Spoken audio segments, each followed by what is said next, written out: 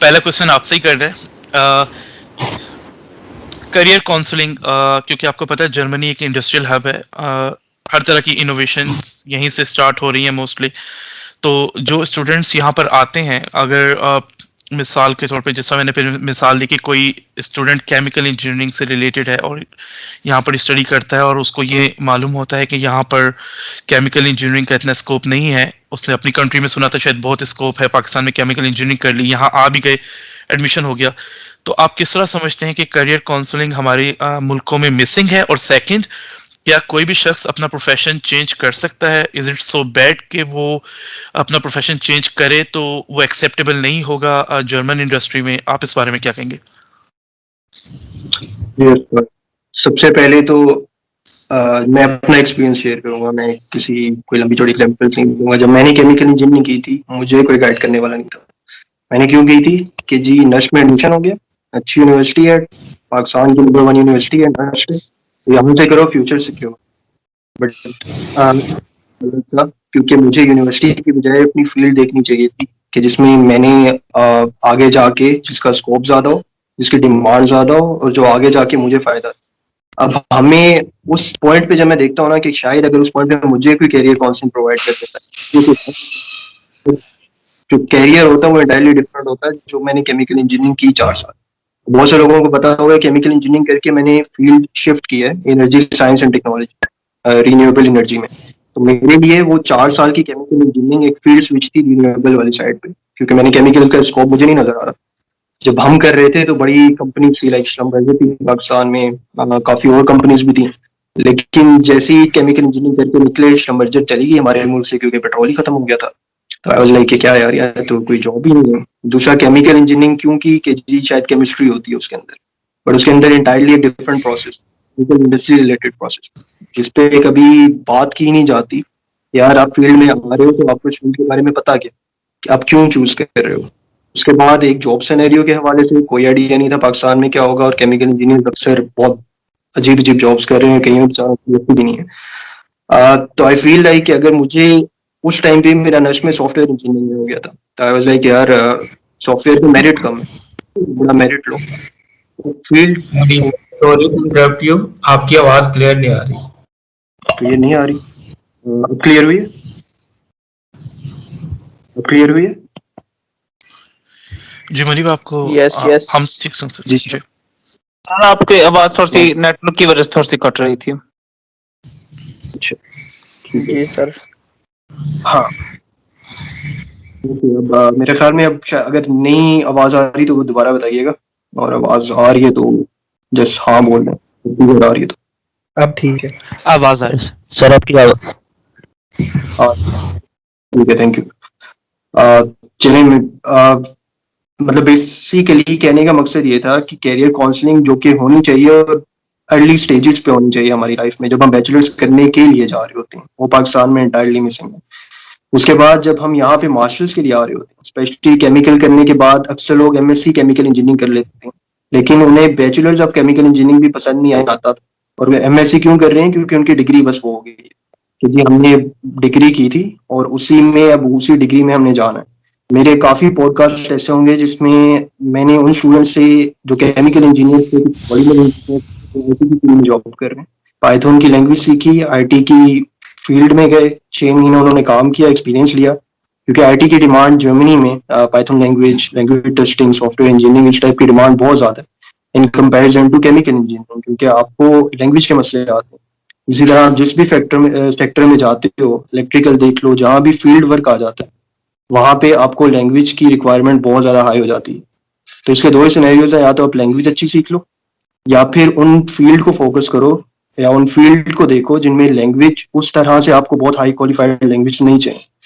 अब मैं एग्जांपल शायद ताहिर भाई भी उन्हें जानते हैं, एक बंदे की मैं दूंगा, यूसुफ आई, वो उन्होंने यूएटी से मेरा ख्याल है बैचलर्स किया था, यूएटी से उन्होंने मास्टर्स किया केमिकल इंजीनियरिंग में, फिर उन्होंने जर्मनी आए और जर्मनी में अगेन मास्टर्स किया उन्होंने केमिकल एंड प्रोसेस इंजीनियरिंग, और एट द एंड वो जॉब क्या कर रहे हैं अब, सॉफ्टवेयर टेस्टिंग की, पाइथन लैंग्वेज 6 महीने की सीखने के बाद।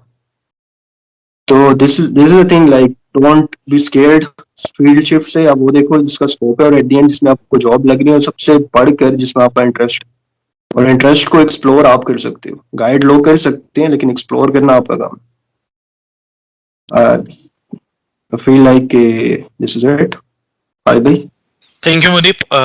नेक्स्ट क्वेश्चन ताहिर, बिल्कुल शॉर्ट सा क्वेश्चन है कि बहुत ज़्यादा स्टूडेंट्स जर्मनी आना चाहते हैं, उसकी सबसे बड़ी जो वजह है वो दो ये हैं कि एक तो यहाँ पर almost education is almost free, और सेकंड यहाँ की यूनिवर्सिटीज़ का स्टैंडर्ड बहुत अच्छा है। लेकिन एक बहुत बड़ा बैरियर जो सबके जहन में आता है वो लैंग्वेज बैरियर है। तो जर्मनी के मुआशरे में इंटीग्रेट होने के लिए और यहाँ की इंडस्ट्री में जॉब लेने के लिए जर्मन लैंग्वेज का आना किस हद तक ज़रूरी है, या किस लेवल तक आपको आनी चाहिए? सबसे पहले तो आपका शुक्रिया इस सवाल के लिए। जिस तरह मुनीब ने भी, मेरा ख्याल है, मेरे इस जो आपने सवाल किया है इसका 50% जवाब ऑलरेडी दे दिया है। उसमें यह है कि कुछ फील्ड्स ऐसी हैं जिनमें वाकई अगर आप प्रोडक्शन साइट पे हैं या आप पर डायरेक्ट इंटरेक्शन एक आम आदमी से है जर्मनी में, लाइक आप मैकेनिकल में प्रोडक्शन साइट पे काम कर रहे हैं, अगर केमिकल में आप किसी प्रोडक्शन साइट पे काम कर रहे हैं, तो वहाँ पर फिर शायद आपको जर्मन लैंग्वेज B1 तक चाहिए हो। कुछ फील्ड्स ऐसी हैं, तमाम वो फील्ड्स जो कि इलेक्ट्रिकल इंजीनियरिंग या मेजर जो फील्ड्स हैं इंजीनियरिंग की उनसे लिंक होती हैं, उस सूरत में काफ़ी केसेस में आपको कहा यह जाता है कि जर्मन लैंग्वेज की शायद उतनी ज़रूरत ना पड़े। लेकिन एक और सवाल था जॉब के हवाले से, शायद आपको बगैर जर्मन की भी जॉब मिल जाए, लेकिन सोसाइटी में इंटीग्रेट होने के लिए आपको कम से कम A2 या B1 तक आपको लेवल अचीव करना चाहिए, क्योंकि ये आपके लिए आगे बेहतर है। अगर आपने PR के लिए अप्लाई करना है, जर्मनी में नेशनैलिटी के लिए अप्लाई करना चाहते हैं, तो B1 लेवल एक लैंग्वेज का एक बेसिक लेवल है जो आपको अचीव करना चाहिए। लेकिन अगर आपको जर्मन लैंग्वेज नहीं आती और आप जॉब ढूंढना चाहते हैं, तो उसके लिए भी हमारी स्मार्ट स्किल्स की टीम आपको गाइड कर सकती है, क्योंकि मैं काफ़ी लोगों को पर्सनली जानता हूं जिनसे मेरा डिस्कशन रही है। इवन मेरा अपना केस था कि मैंने खुद अपना एक जर्मन में इंट्रो छोटा सा तैयार किया था, वो बहुत हेल्पफुल था मेरे लिए कि जर्मन ना आने के बावजूद भी मैं मार्केट में पेनिट्रेट कर सका और बहुत आराम से जॉब मिल गई। तो लैंग्वेज अच्छा है कि सीखें, उस कल्चर में रहने की कोशिश करें, उस कल्चर में इंटीग्रेट होने की कोशिश करें, लेकिन जॉब अगर आपको मिलनी है वो स्किल्स और थोड़ी सी आपकी लैंग्वेज में एफर्ट उस पर डिपेंड करता है। तो ये नहीं है कि आपको मुकम्मल 100% जर्मन आएगी तो तभी आपको जॉब मिलेगी, लेकिन जितनी लैंग्वेज सीखेंगे उतनी जल्दी इंटीग्रेट होंगे।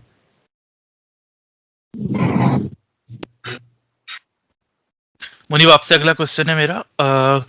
जो जर्मनी है वो एक स्टूडेंट के लिए पढ़ाई के हिसाब से और लिविंग के हिसाब से किस हद तक अफोर्डेबल है as compared to other European countries या अमेरिका, कनाडा?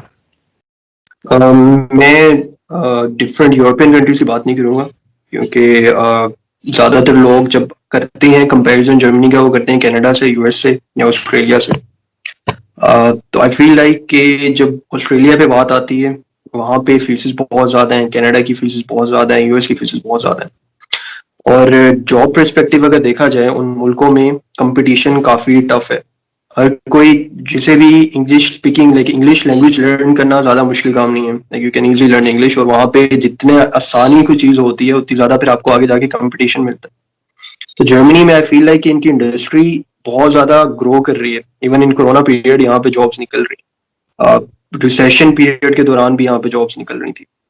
तो इसकी जॉब्स यहाँ पे, जॉब मार्केट बहुत ज्यादा है, जॉब्स बहुत ज्यादा है। और अगर आपने प्रॉपर एक प्लानिंग के थ्रू आ रहे हो जर्मनी, लाइक इस तरह नहीं कि बस मुंह उठा के आ गए हो, अगर आप आ रहे हो कि हाँ मैं इतनी लैंग्वेज, एक साल में इतना लैंग्वेज का लेवल कर लूंगा, एक साल में मैं इतनी लैंग्वेज की स्किल्स सीख लूंगा, या एक साल में अच्छा ये मेरा कोर्स है, मैं कोर्स के साथ साथ मैं इंडस्ट्री की जो चीजें मेरे कोर्स रिलेटेड इंडस्ट्री मांग रही है, मैं वो वाले स्किल्स सीखूंगा, तो फिर आपके लिए बहुत ईजी है जॉब मार्केट में इन होना। यहाँ पे सबसे अच्छी बात है कि कोर्स में आप इंटर्नशिप कर सकते हो, इंटर्नशिप पेड होती है, तो खर्चा आपने कहा कि किस तरह कवर होता है, पेड इंटर्नशिप्स के थ्रू आपके खर्चे कवर हो जाएंगे।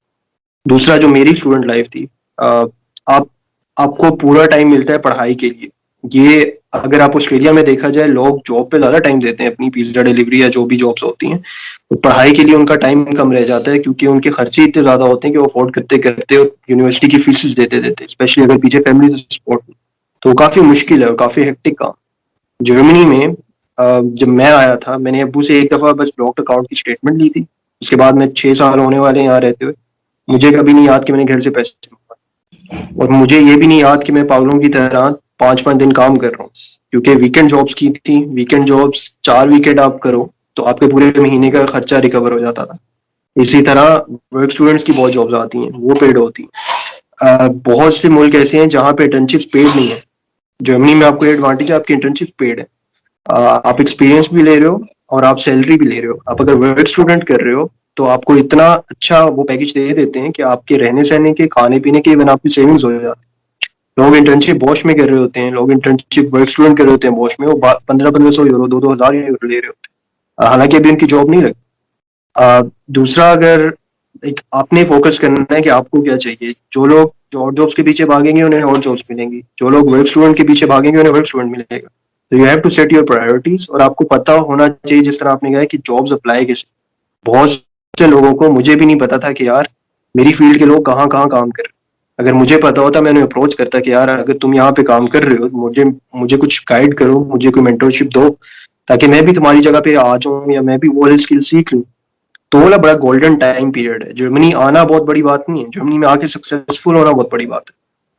तो उसके लिए आपको एक प्रॉपर गाइडेंस चाहिए होती है। उसके लिए आपको एक मेंटरशिप चाहिए होता है, चाहे वो आपके सीनियर दोस्त हो, चाहे वो बंदा हो जो उस फील्ड में काम कर रहा हो, लेकिन उसे पकड़ो जो ऑलरेडी फील्ड में एक लेवल पे पहुंच चुका है, क्योंकि वही आपको सही गाइड कर सकेगा, वही आपको बता सकेगा कि इंडस्ट्री में क्या चल रहा है। यहाँ पे भी आप मास्टर्स भी कर लोगे, लेकिन आपके पास स्किल्स नहीं होंगे तो आपको जॉब लेने में उतनी ही परेशानी आएगी जितनी आपको पाकिस्तान में परेशानी आती है। अगर आपके लैंग्वेज स्किल्स नहीं है, आपकी रिक्वायरमेंट है, आपकी जॉब रिक्वायरमेंट है, लैंग्वेज स्किल्स नहीं है, तो आपकी जॉब मार्केट वैसे 10% रह जाएगी। दूसरा, अगर आपने, वो आपसे प्रोग्रामिंग लैंग्वेजेस मांग रहे हैं, आपके कोर्स में थी नहीं और आपने की भी नहीं, तो एट द एंड आप बैठे होगे कि यार मेरे पास डिग्री तो है, लेकिन वो कहेंगे कि भाई हम डिग्री को क्या करें, आपको लैंग्वेज आती है, आपने जॉब एक्सपीरियंस लिया है। तो एट द एंड कंपनी को अपना काम चाहिए। अगर उनका काम आप करके देख रहे हो, चाहे जो मर्जी डिग्री है, वो आपको हायर कर लेंगे। लाइक आई सेड, लाइक जो पॉडकास्ट मैंने लिए थे, प्रोसेस एंड केमिकल इंजीनियरिंग वाला बंदा वहां बैठा पाइथन टेस्टिंग कर रहा है। वो क्यों कर रहा है? क्योंकि उसके पास एक्सपीरियंस था काम का, इसीलिए उन्होंने इसे हायर किया। उन्होंने डिग्री नहीं देखी कि यार केमिकल और प्रोसेस इंजीनियरिंग की है, अब केमिकल का तो कोई काम नहीं है प्रोग्रामिंग में, बट उसने किया, उसने खुद सीखा, उसने देखा कि यार केमिकल में जॉब्स नहीं लग रही लोगों की, और उसके क्लास फेलोज की नहीं लगी जो वो केमिकल इंजीनियरिंग में ही रहे। लैंग्वेज के मसले आए, उससे नहीं आए, क्योंकि उसे गाइड करने वाले मिल गए, उसे लोग बताने वाले मिल गए थे, यार ये सीख लो, इसकी इन डिमांड है, और बड़ी इजी आसानी से जॉब्स हो जाती हैं। तो again my point is, Germany शायद आ भी जाओ, लेकिन जर्मनी में बहुत से लोग आके वापस भी चले जाते हैं। वो क्यों जाते हैं? क्योंकि वो प्रॉपर गाइडेंस उन्हें मिलती ही नहीं है, कभी प्रोवाइड ही नहीं की जाती। आई थिंक मैं बहुत ज्यादा बोल रहा हूँ। Thank you Muneeb. नहीं, ये बहुत ज़रूरी है, हमारे दोस्तों के ज़हन में बहुत ज़्यादा सवालात हैं। अभी 2 सवालात के बाद फिर हम एक सेशन शुरू करेंगे जिसमें हम उनके सवालात ले सकेंगे। ताहिर, मेरा आपसे क्वेश्चन ये है कि अगर किसी शख्स ने पाकिस्तान से इंजीनियरिंग की हुई है या किसी भी फील्ड में, जो मतलब आप 4 इयर्स बीएस कह लें, या इंडिया में उसने किया हुआ है और उसके बाद यहाँ मास्टर्स के लिए आता है, लेकिन असल में वो ये चाहता है कि मैं किसी तरीके से जर्मनी पहुंच जाऊं। एक्चुअली उसकी जो मंजिल है वो ये होती है कि मुझे जर्मनी की इंडस्ट्री में जॉब मिल जाए।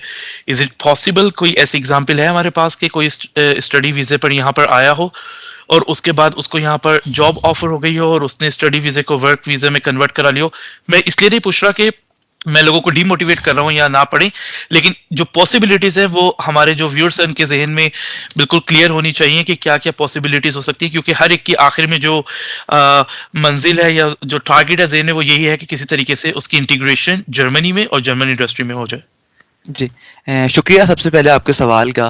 जैसे आपने पूछा कि कोई हालिया मिसालें या रिसेंट एग्जांपल्स हैं, तो मैं अगर आपको बताऊं, मेरे पास कोरोना डेज के अंदर भी 4 से 5 ऐसी मिसालें मौजूद हैं 2020 के अंदर, कि जो लोग कराची या दूसरे पाकिस्तान के इलाकों से आए, उनके पास 2 साल का रेलिवेंट एक्सपीरियंस था, और यहाँ पर आने के बाद 2 से 3 महीने में उन्होंने थोड़ी एफर्ट की और उन्होंने अपनी प्रोफाइल स्ट्रॉन्ग की लिंक्डइन के ऊपर, जिंक के ऊपर, और उन्होंने रिक्रूटर्स को अप्रोच किया और वो माशाल्लाह बहुत अच्छी जॉब कर रहे हैं।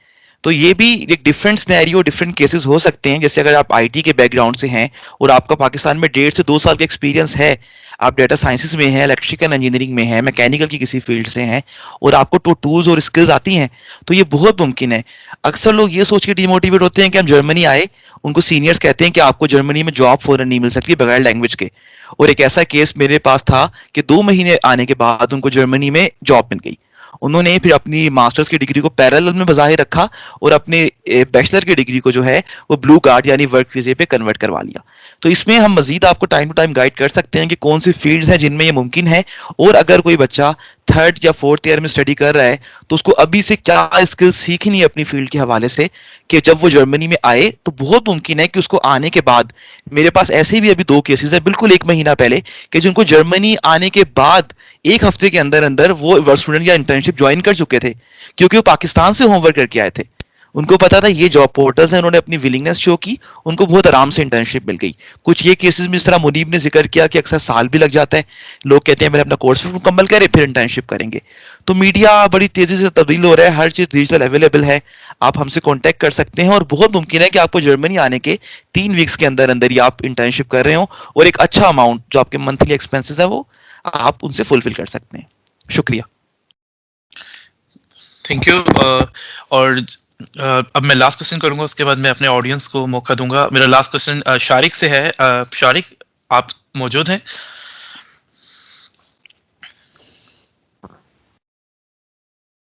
Thank you Shariq.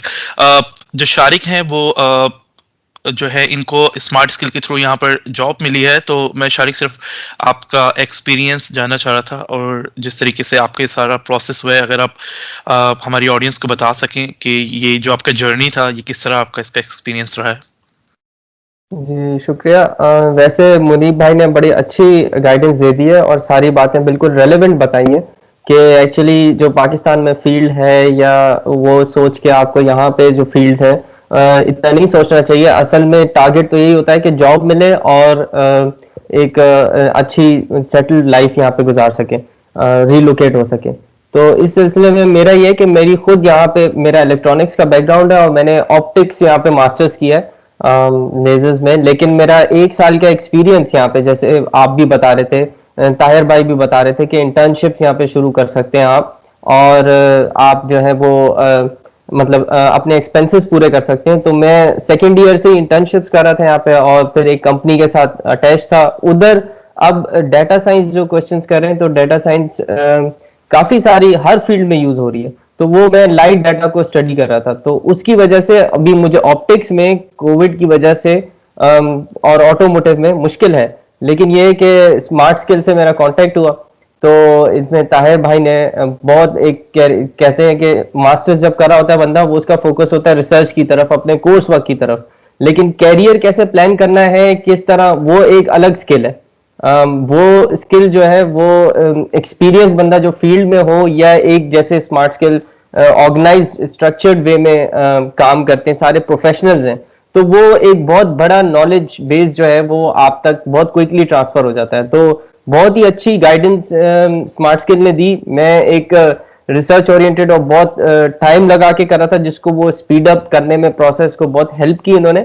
और मैं अपनी फील्ड से, मतलब जैसे कहते हैं कि जो मैंने सीखा था अपनी इंटर्नशिप्स और उसमें जो प्रोग्रामिंग लैंग्वेजेस, उसी की बेस पे अल्हम्दुलिल्लाह मैं अभी स्मार्ट स्किल के रेफरेंस से ही जॉब सिक्योर करने में भी कामयाब हुआ।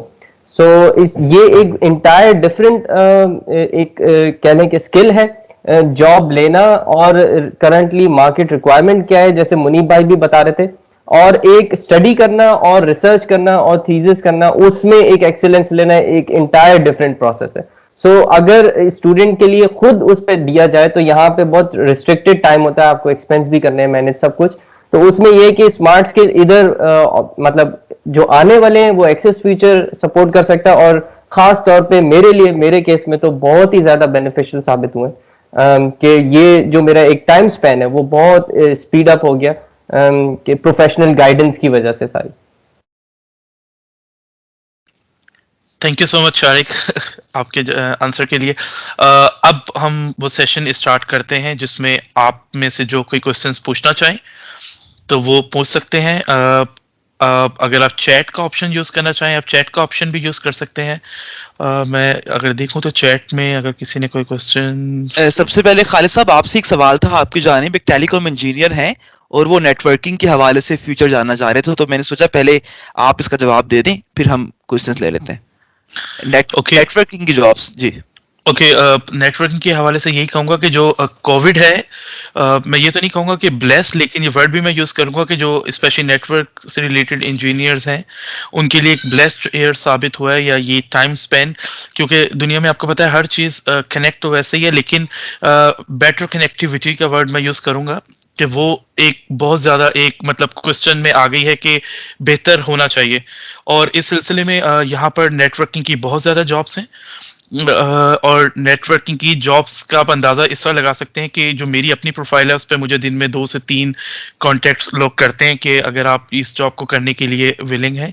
और नेटवर्किंग की जॉब करने के लिए और भी जो मतलब कोई इतनी ज़्यादा एफर्ट की ज़रूरत नहीं है, लेकिन जो सबसे इम्पोर्टेंट चीज़ है वो ये है कि आपके जर्मन लैंग्वेज का जो लेवल है वो तकरीबन A2 तक होना चाहिए। B1 is very good, but लेकिन अगर आपका A2 तक है कि अगर आप अपनी ईमेल्स लिख सकें, और अगर आपके पास कोई टिकट जनरेट होता है तो आप उसको सॉल्व कर सकें।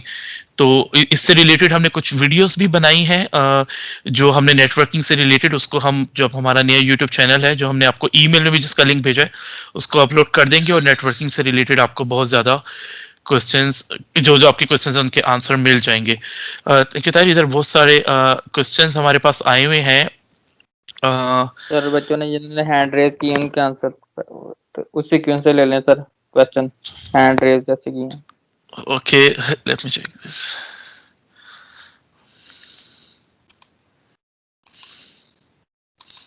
ओके ताहिर, आप क्वेश्चंस ले सकते हैं जिन्होंने हैंड रेस किए हुए। मैं इधर से सॉर्ट आउट कर लेता हूँ जो जिनके चैट में आए हैं। ओके, हैंड्स में है ये- यहाँ पर। ओके, वजाहत का एक सवाल है। वजाहत वजाहत साहब हमारे साथ मौजूद हैं? नहीं। सादुल्ला खान का सवाल, उन्होंने हैंड रेस किया हुआ है। अस्सलाम वालेकुम सर। वालेकुम सलाम। सर मेरा क्वेश्चन ये था सर, मुनीब राना भाई बात कर रहे थे ये कैरियर काउंसलिंग की। तो सर मैं 8th सेमेस्टर मैकेनिकल इंजीनियरिंग का स्टूडेंट हूँ, यूईटी फैसलाबाद कैंपस का। तो क्वेश्चन ये है कि अब पाकिस्तान में तो जब जॉब्स आती है तो ज्यादातर इंजीनियरिंग की जो जॉब है वो मैनेजमेंट में है, असिस्टेंट मैनेजर्स लगते हैं डिफरेंट इंडस्ट्रीज में। तो जब हम एडमिशन के लिए अप्लाई करते हैं जर्मनी में, तो वो तो हमारा किसी भी फील्ड में होगा तो हमें तो जाना पड़ेगा उसी फील्ड में, फिर वो पढ़नी भी पड़ेगी।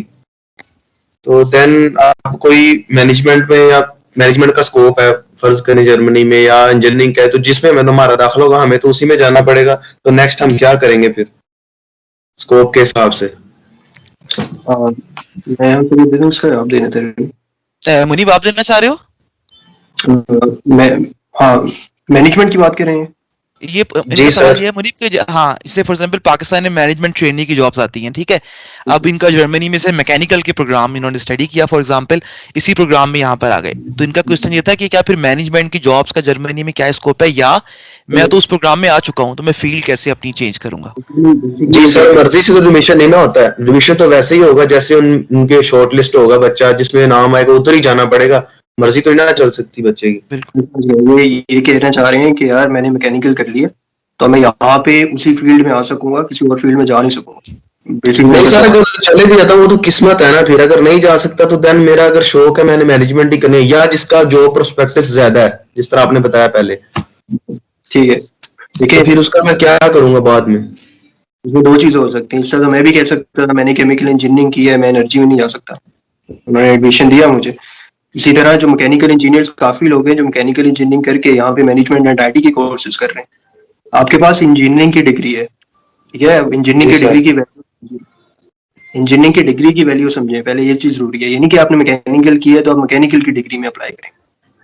अब बहुत से मैकेनिकल इंजीनियर आईटी में यहाँ पे आके डिग्री कर रहे हैं। ताहिर भाई की मैं एग्जांपल दूंगा, इलेक्ट्रिकल की, यहाँ पे आके पावर एंड आईटी में उन्होंने आगे मास्टर्स किया। तो this is not the case कि जी मैंने मैकेनिकल कर लिया तो मेरा मैकेनिकल नहीं होगा, नहीं। बहुत से लोग हैं वो मास्टर्स करके यहाँ पे, मास्टर्स करके आईटी में या मास्टर्स करके इंजीनियरिंग में वो इंटायरली डिफरेंट फील्ड में चले जाते हैं। वो एक मैं अपनी कोलीग की एग्जांपल दूंगा, उन्होंने बायोलॉजी में डिग्री की, बायोलॉजी में उन्होंने मास्टर्स किया, उनकी जॉब नहीं हुई बायोलॉजी में, उनकी लैंग्वेज स्किल्स नहीं थे, उन्होंने 6 महीने का पाइथन का कोर्स किया, वो आईटी की जॉब कर रही। इसमें तो एक ये छोटा सा ऐड कर माइंड जी मैंने एक डिग्री कर ली है तो मैं जी सर। ये मैं ऐड कर दूं छोटी सी चीज? जी शारिक भाई ऐड करें।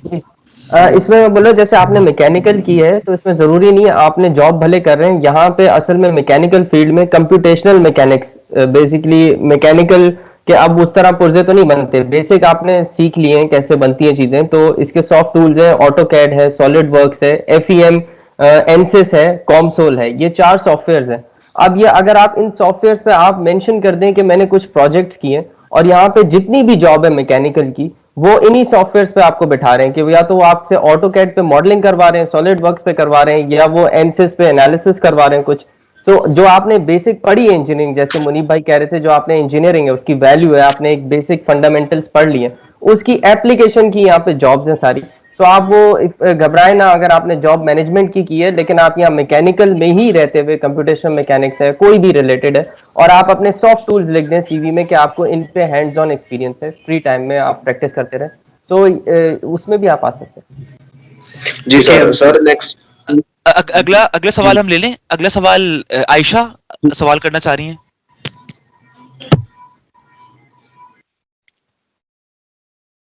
मेरे ख्याल उन्होंने चैट में लिखा था कुछ ज़ूलॉजी से रिलेटेड। ओके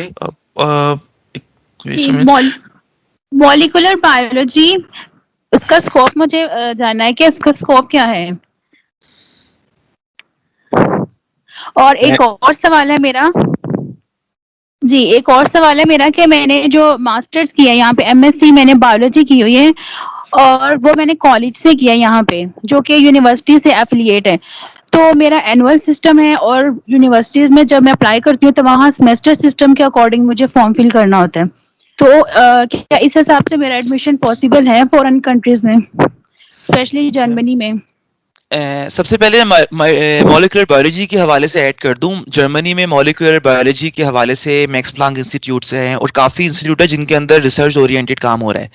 तो यहाँ पर आपको ट्यूबिंगन यूनिवर्सिटी है, इसके अलावा आपके पास सारलैंड के अंदर एक यूनिवर्सिटी है जहाँ पर आपको मॉलिक्यूलर बायोलॉजी के कोर्सेज जो कि रिसर्च ओरिएंटेड हैं, वो वहाँ पर आपको बड़ी आराम से वो कोर्सेज मिल जाएंगे। और जर्मनी तो इस हिसाब से मेडिकल साइंसेज और मॉलिक्यूलर बायोलॉजी या बायोकेमिस्ट्री के हवाले से एक हब माना जाता है। तो इसमें काफ़ी सारी अपॉर्चुनिटीज़ हैं। और दूसरा सवाल जो आपने कॉलेज से किया जो कि एफिलिएटेड है यूनिवर्सिटी के साथ, तो उसमें लाजमी नहीं है कि आप अपने सेमेस्टर के हिसाब से अपना फॉर्म या यूनिवर्सिटी में फिल करें।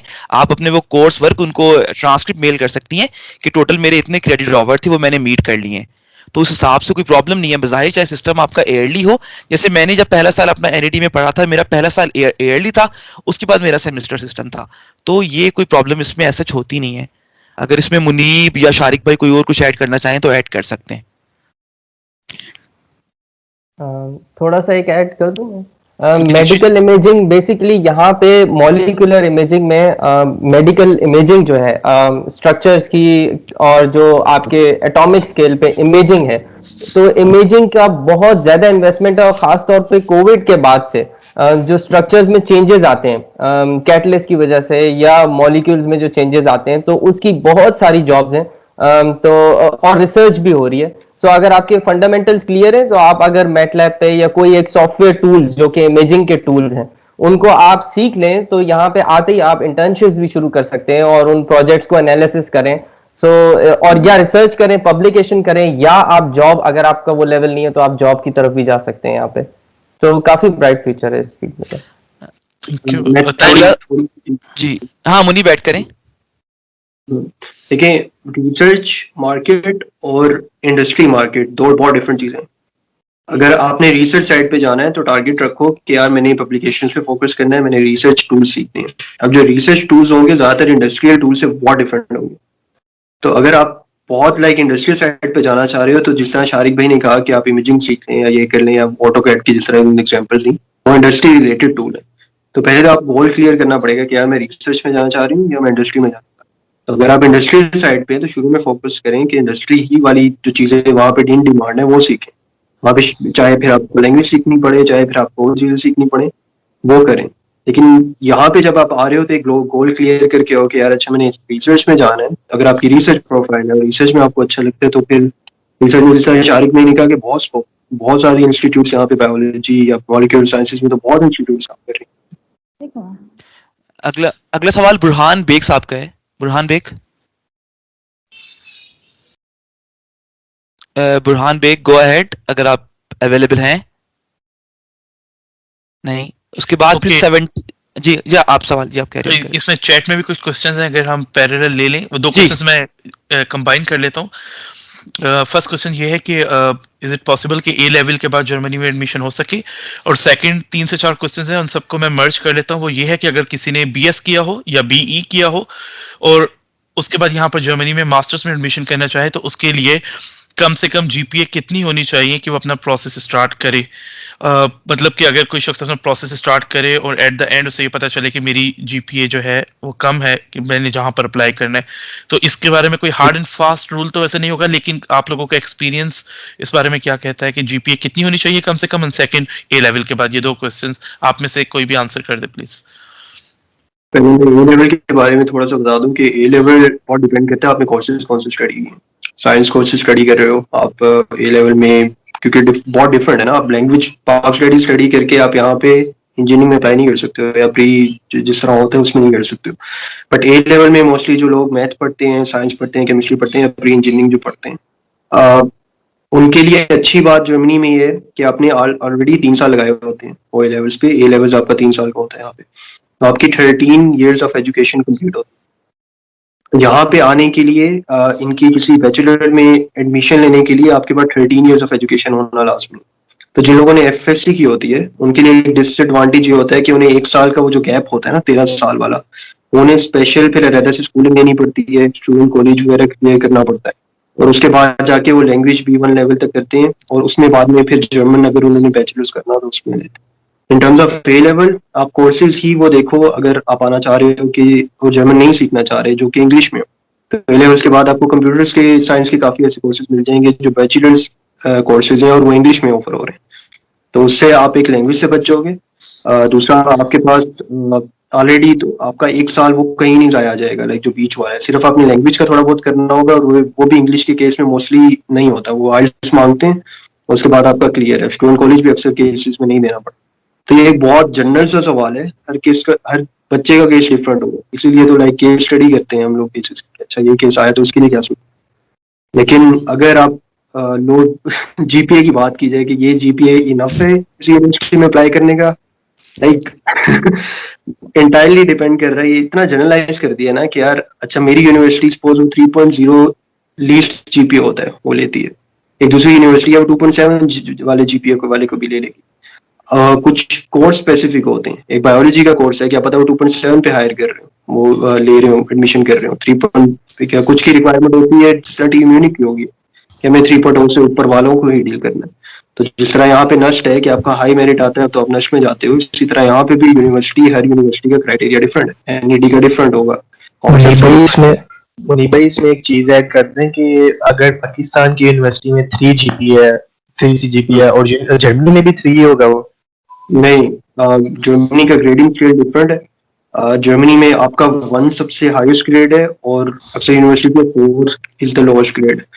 तो जब अगर 3 जीपीए, यूनिअसिस्ट, काफी लोगों को एतराज होता है कि यूनिअसिस्ट के थ्रू यूनिवर्सिटीज एप्लीकेशन क्यों भेज रही है। अक्सर यूनिवर्सिटी होती है और डायरेक्ट एप्लीकेशन आपकी एक्सेप्ट ही नहीं कर रही होती।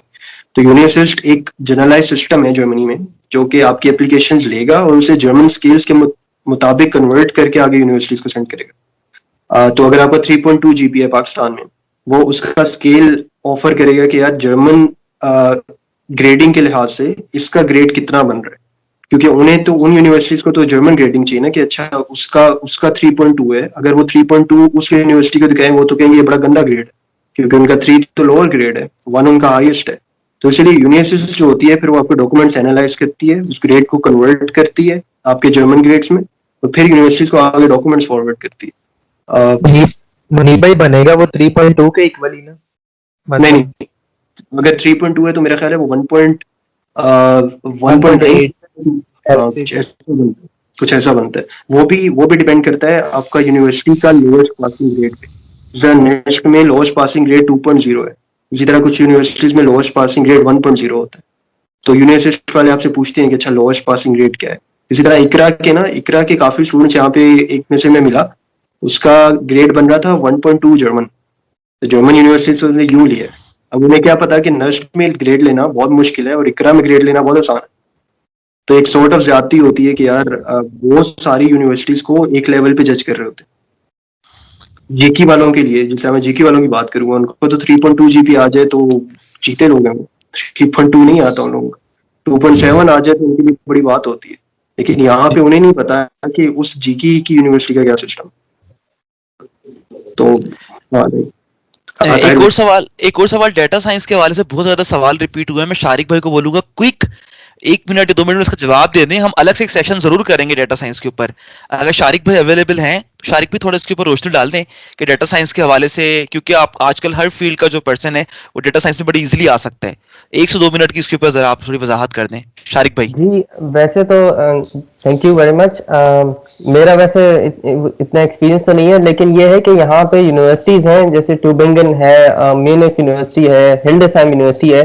डाटा साइंस सबसे ज़्यादा पॉपुलर इस वक्त है, तो जितना कंप्यूटर साइंस का स्टूडेंट है वो अप्लाई कर रहा होता है, तो इसमें बहुत कंपटीशन होता है। सो ईजियर पाथ हमारे पाकिस्तानी इंडिया से भी कर रहे हैं, चाइना से भी कर रहे हैं।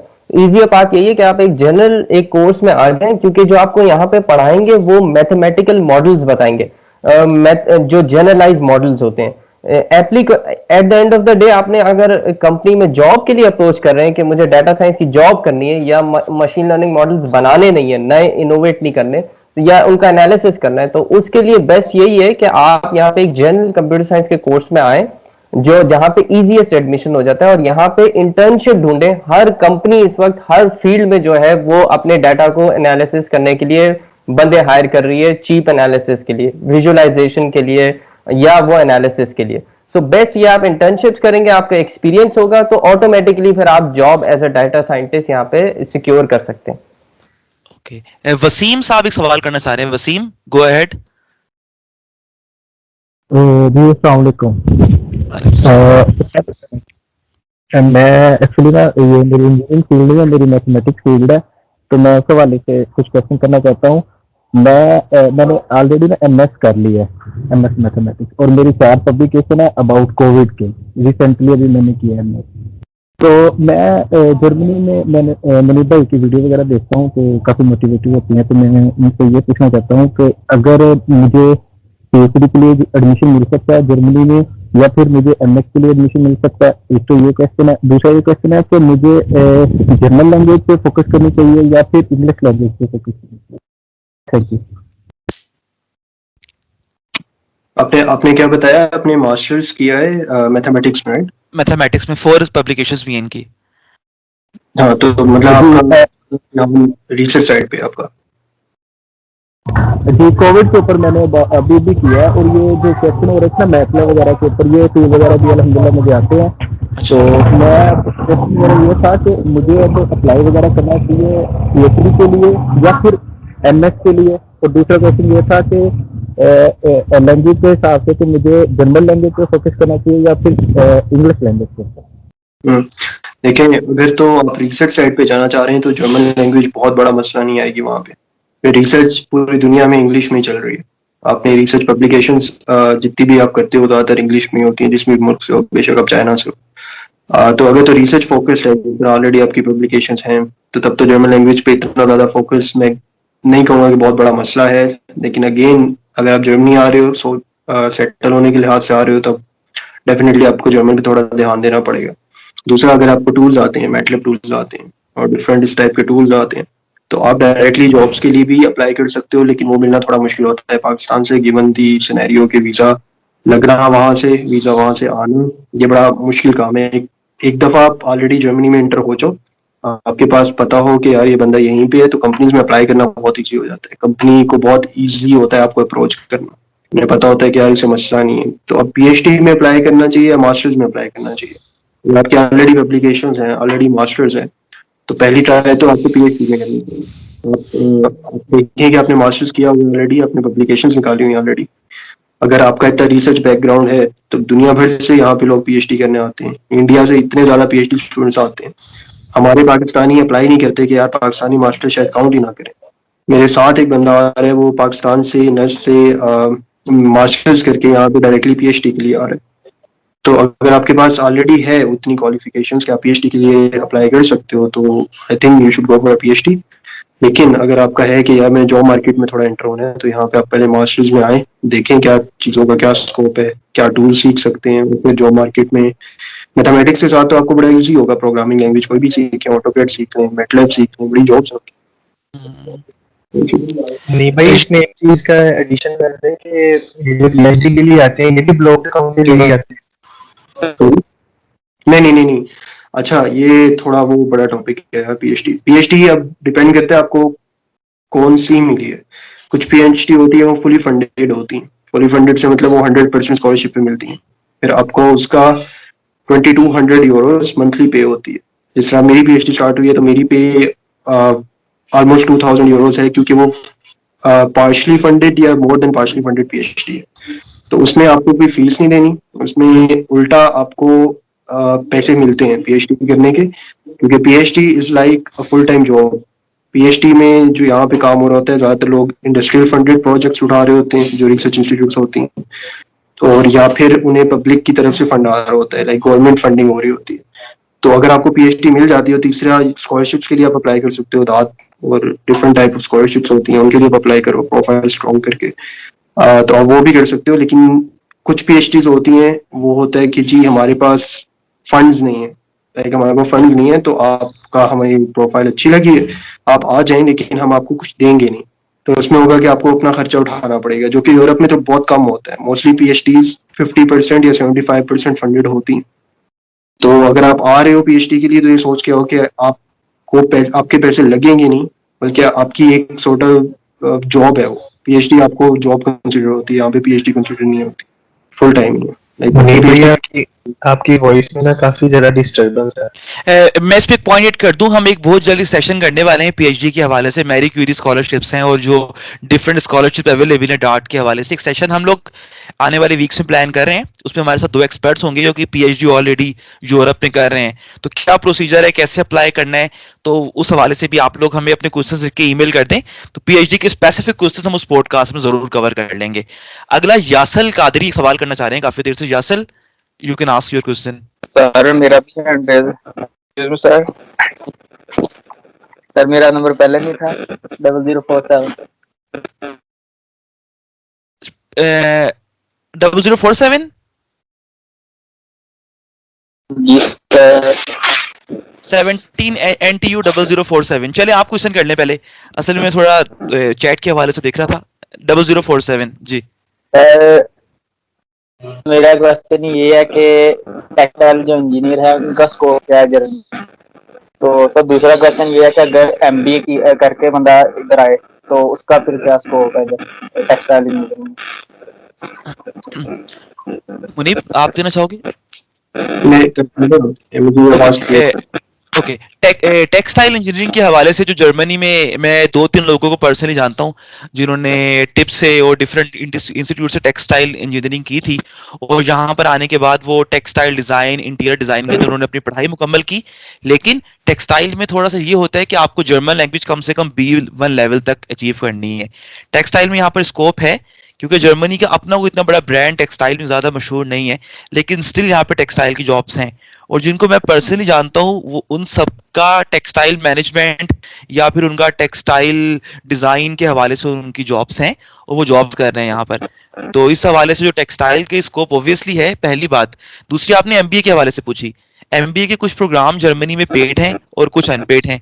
तो एमबीए के हवाले से भी लोग जब यहाँ पर एमबीए करने आते हैं, बल्कि काफी सारे लोग पाकिस्तान में 2-3 साल के एक्सपीरियंस के बाद इंडिया से यहाँ एमबीए करने आते हैं, फिर उसके बाद वो एमबीए को परस्यू करते हैं और उसी फील्ड में जॉब भी करते हैं। तो ऐसा कोई प्रॉब्लम नहीं है, एमबीए और टेक्सटाइल दोनों की जॉब्स हैं।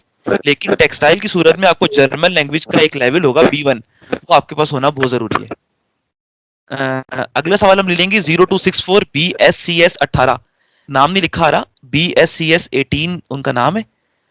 ये अगर सवाल करना चाहते हैं और अभी अवेलेबल है तो कर लें। 0264 BSCS 18 नहीं है तो अगला सवाल। जी वालेकुम अस्सलाम। सवाल मुनीब भाई, खास तौर पे आपका बहुत बहुत शुक्रिया अदा करना चाहूँगा मैं। मेरा ख्याल है कि मुनीब भाई आपकी शायद ही कोई ऐसी वीडियो की जो मैंने ना देखी हो, और आपकी वीडियोस देख देख के मेरा ख्याल आज मैं यहाँ पे आपसे क्वेश्चन करने के लिए बैठा हुआ हूँ। बाकी जो पैनलिस्ट है सर, आपका भी बहुत शुक्रिया, आपने इतनी अच्छी मीटिंग ऑर्गेनाइज की। सर मेरे ना कुछ क्वेश्चंस हैं, शायद वो यहाँ पे जो काफ़ी पार्टिसिपेंट्स हैं उनके क्वेश्चंस को भी ना कवर कर देंगे। सर एक मेरा क्वेश्चन ये है कि एक बैचलर्स के जो स्टूडेंट है उसको कब मतलब ये अप्लाई करना स्टार्ट कर देना चाहिए, 6 सेमेस्टर 7 या 8, ताकि जब उसकी बैचलर्स की डिग्री कंप्लीट हो और उसके बाद तो वो जितना जल्दी मुमकिन हो सके तो वो बाहर चला जाए जर्मनी की तरफ। और इसके अलावा सर दूसरी चीज़ ये है कि मतलब कि अब जिस तरह ये सॉरी क्वेश्चन, और दूसरी चीज़ सर ये कि जिस तरह के अभी आप ये एक्सेस फ्यूचर वाले अपनी सर्विसेज दे रहे हैं, तो सर अगर आप यहाँ पे एक रफ सा एस्टिमेटेड आप कोई अमाउंट बता दें या कि थ्रू ईमेल या आप ये बताएंगे। मेनली सर जो मेरा क्वेश्चन था वो यही था कि एक बैचलर्स के स्टूडेंट को कब ये प्रोसेस स्टार्ट कर देना चाहिए, क्योंकि जनरली मैंने ग्रुप में भी देखा है कि साल, 1.5 साल, 2 साल या इससे भी ज़्यादा का टाइम लग जाता है एडमिशन के लिए। तो आजकल का वो अपॉइंटमेंट सिस्टम भी बदल गया है, तो अब तो थोड़ा जल्दी काम हो रहा है। बट मैं आपसे जानना ये चाह रहा हूँ कि एक कब स्टार्ट कर देना चाहिए एक बच्चे को ये काम। बहुत शुक्रिया मुनीब भाई। सवाल के लिए बड़ा अच्छा सवाल है, कब स्टार्ट करना चाहिए एप्लीकेशन प्रोसीजर। अगर मैंने अपनी बात करूं तो मैंने स्टार्ट किया था 7th सेमेस्टर में। मेरी डिग्री कंप्लीट हुई थी नर्स में ऑलमोस्ट अप्रैल या जून मई में 2015 में, और मैं अक्टूबर के सेशन में ऑलरेडी जर्मनी में था।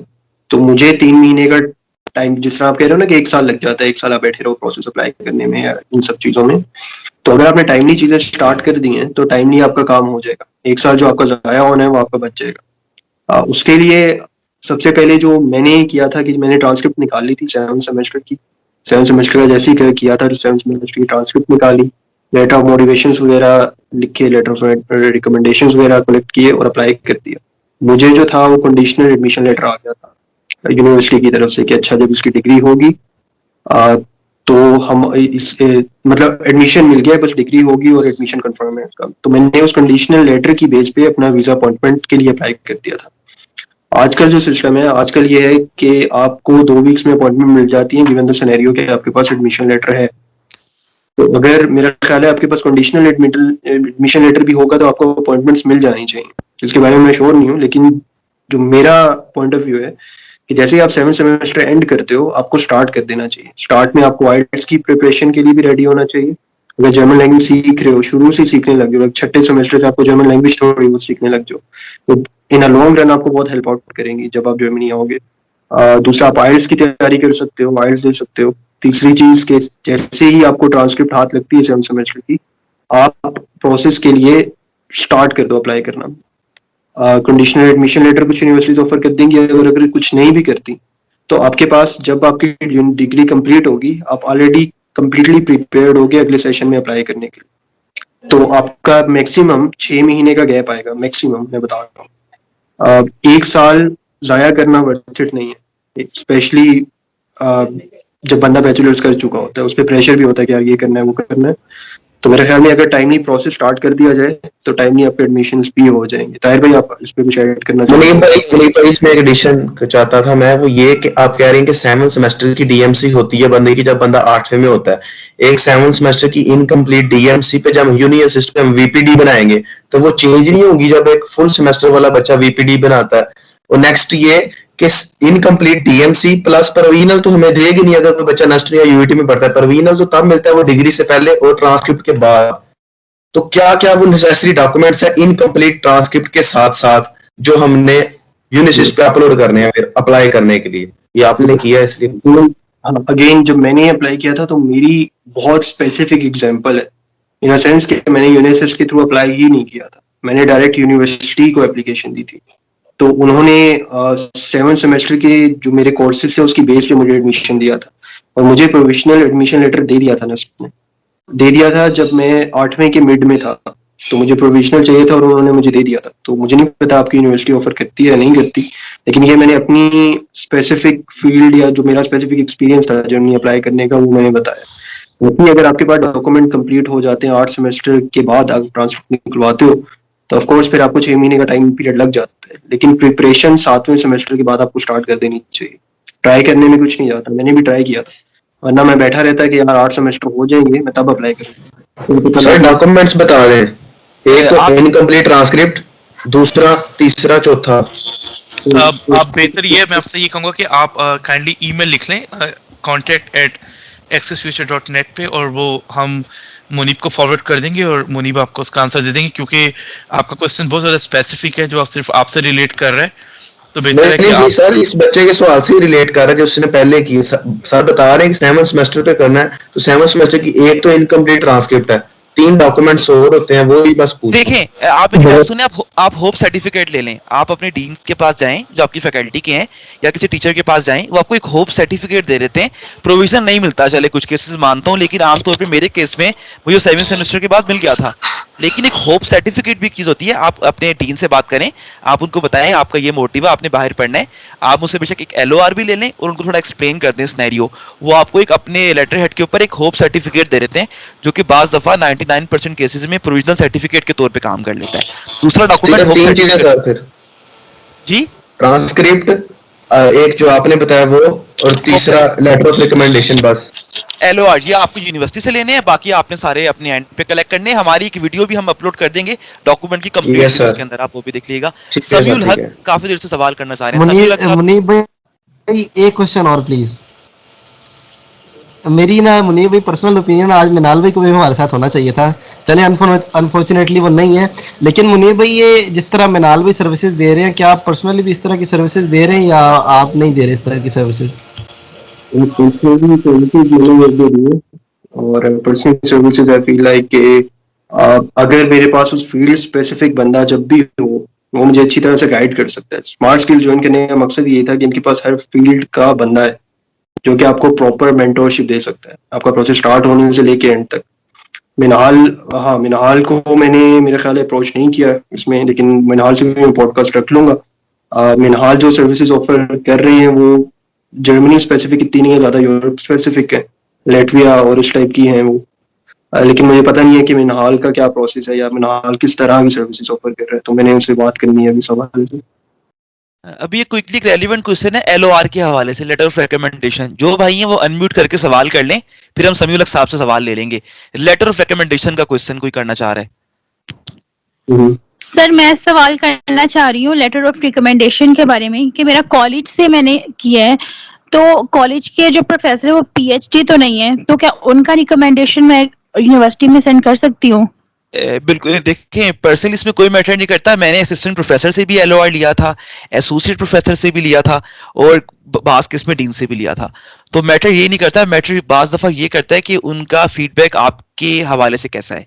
जो कोर्स आपने, जिस कोर्स में आपने अच्छे मार्क्स गेन किए हैं, कोशिश करें आप उनसे ही LOR लें, बेशक वो एक असिस्टेंट प्रोफेसर ही क्यों ना हो या एक लेक्चरर ही क्यों ना हो। इस केस में इतना ज़्यादा मैटर नहीं करता, जो पर्सनली मेरा ख्याल है। अगर शारिक भाई को ऐड करना चाह रहे हैं इस हवाले से, या मुनीब, तो इस पे LOR पे कुछ बात ऐड कर सकते हैं फर्दर। लेटर ऑफ रिकमेंडेशन आप उनसे भी ले सकते हो जो जिस फील्ड में आप अप्लाई कर रहे हो, कोर सब्जेक्ट्स होते हैं उस फील्ड के। जैसा केमिकल में जब मैं अप्लाई कर रहा था, कोर सब्जेक्ट्स प्रोसेस टेक्नोलॉजी या इस टाइप की जो कोर्स स्पेसिफिक जो होते हैं ना, कि अच्छा इस कोर्स का बंदा आपको अगर लेटर ऑफ रिकमेंडेशन लिख के देता है और वो आपकी अगली डिग्री के कोर्स से थोड़ा मैच कर रहा होता है, तो उसकी वेटेज जरा ज्यादा होती है कि यार इस कोर्स में ये बंदा अच्छा है, और क्या पता वही कोर्स अगली डिग्री का कोर सब्जेक्ट हो। आई थिंक ये थोड़ा सा एडिशन थी, अगर आप डीप में जाके सोचें, लेकिन आप किसी से भी ले सकते हैं, लेटर ऑफ मोटिवेशन ही मसला नहीं है। समीउल हक अगर मौजूद है तो सवाल कर सकते हैं। समीउल हक। अस्सलाम वालेकुम सर। वालेकुम अस्सलाम। सर मैं सॉफ्टवेयर इंजीनियरिंग कर रहा हूँ पंजाब यूनिवर्सिटी से, मेरा अगला साल लास्ट है, 6th सेमेस्टर में हूँ मैं। तो सर मैं आपसे ये क्वेश्चन करना चाह रहा था कि मास्टर के लिए हमें एक्सपीरियंस ये ज़रूरी है कि हम पहले मार्केट से कुछ एक्सपीरियंस ले लें, उसके बाद मास्टर में अप्लाई करें, या फिर हम डायरेक्ट मास्टर में अप्लाई कर सकते हैं? और दूसरा क्वेश्चन मेरा ये था कि हमारे लिए, मैंने सुना है ये पाइथन इस टाइम मार्केट में बहुत ज़्यादा ग्रो कर रही है, तो हमारे लिए पाइथन के अलावा हम कोई और प्रोग्रामिंग लैंग्वेज सीख सकते हैं? कोई और रिकमेंड करेंगे इसके अलावा? शारिक भाई अगर आप मौजूद हैं तो इस पे ऐड कर दें। प्रोग्रामिंग लैंग्वेजेस जो मार्केट में है, ऑलमोस्ट सारी लैंग्वेजेस इन डिमांड है, आप कुछ स्पेसिफिकली ऐड करना चाहें शारिक भाई? मैं छोटा सा स्टूडेंट ही, लेकिन इतना तो नहीं एक्सपीरियंस, लेकिन ये कि प्रोग्रामिंग लैंग्वेजेस तो सारी सेम है, लॉजिक तो पीछे एक ही सेम ही है, सिंटैक्सिस का फर्क है। तो अगर आप कोई भी एक पे ग्रिप कर लें, फंडामेंटल डाटा स्ट्रक्चर्स और एल्गोरिथम पे आप प्रैक्टिस कर लें, तो दूसरी लैंग्वेज पे मूव होना यहाँ पे इतना रिजिड नहीं होते सारे जितने हायर करने वाले। सो पाइथन ये कि थोड़ी स्लो है और डाटा एनालिसिस उसकी एप्लीकेशन दूसरी है, C++ थोड़ी सी फास्ट है। लेकिन ये कि मतलब अगर आप लॉजिक जानते हैं तो आप किसी भी लैंग्वेज में इंटीग्रेट हो सकते हैं। इसकी मिसाल मैं यही देता हूँ कि स्मार्ट स्किल्स ने जो मेरे रेफर किया है जिस जॉब के लिए, अब एक लैंग्वेज है C# जिसमें मैं बिल्कुल यूज टू नहीं हूँ, मेरे एक्सपर्टीज पाइथन में, लेकिन फिर भी एक्सेप्टेंस की दी है कंपनी ने और वो विलिंग है इस चीज़ में। सो यहाँ पे कंपनीज इतना मैटर नहीं करती और इसमें आपको बेहतर ये बता सकते हो मुनीब भाई, और ताहिर भाई बहुत एक्सपीरियंस्ड है तो वो आपको सही से गाइड कर सकते हैं। देखिए, मैं अगर सॉफ्टवेयर के हवाले से कुछ गाइड करना चाहूँ तो उसमें ये है कि आप कोई भी एक टेक्नोलॉजी, जिस तरह शारिक भाई ने बात ऐड की है, फ्लो कंट्रोल, डाटा स्ट्रक्चर्स, जो आपकी जितने भी कंडीशंस हैं वो सारी सेम है। अब अगर आपने फॉर एग्जांपल पाइथन को फॉलो कर लिया है तो पाइथन का आप जेंगो यूज करके आप बैक एंड वेब डेवलपमेंट में काम कर सकते हैं। अगर आप C# में अच्छे हैं तो आप .NET फ्रेमवर्क के लिए आप फ्रंट एंड के ऊपर काम कर सकते हैं। इवन इसके साथ साथ अगर आप सिर्फ C के अंदर भी अच्छे हैं तो C तो फिर तमाम लैंग्वेजेस का आप कह सकते हैं कि एसेंस है, तो C और C++। इवन जो कोई जर्मनी में आप जिस लैंग्वेज के बारे में सोच लें कि वेब डेवलपमेंट के अंदर, सॉफ्टवेयर टेस्टिंग के अंदर, सॉफ्टवेयर डेवलपमेंट के अंदर, ऐप डेवलपमेंट के अंदर, कुछ भी, तो आप जो अगर फॉर एग्जांपल आप चाह रहे हैं कि हाइब्रिड ऐप बनाएं, आप फ्लटर पे काम करना चाह रहे हैं, गूगल ने अभी अपने सपोर्टिव एक पैकेज निकाला है जो कि iOS एंड्रॉइड दोनों की ऐप को सपोर्ट करता है। अगर आप C में अच्छे हैं तो आप, या C++ में अच्छे हैं तो आप फ्लटर यूज कर सकते हैं। तो जो आप तो स्पेशली सॉफ्टवेयर से हैं, मेरे हिसाब से आप कोई भी एक डोमेन ले लें, आप फ्रंट एंड ले लें वेब डेवलपमेंट का, बैक एंड ले लें, तो मेरा ख्याल है जर्मनी में तो बहुत ज्यादा स्कोप है इन चीजों का। तो सॉफ्टवेयर के हवाले से हम और वीडियोस भी बनाएंगे और अपने चैनल पे जरूर डालेंगे। अब मैं अगला सवाल ले लूं, 2K18 MET।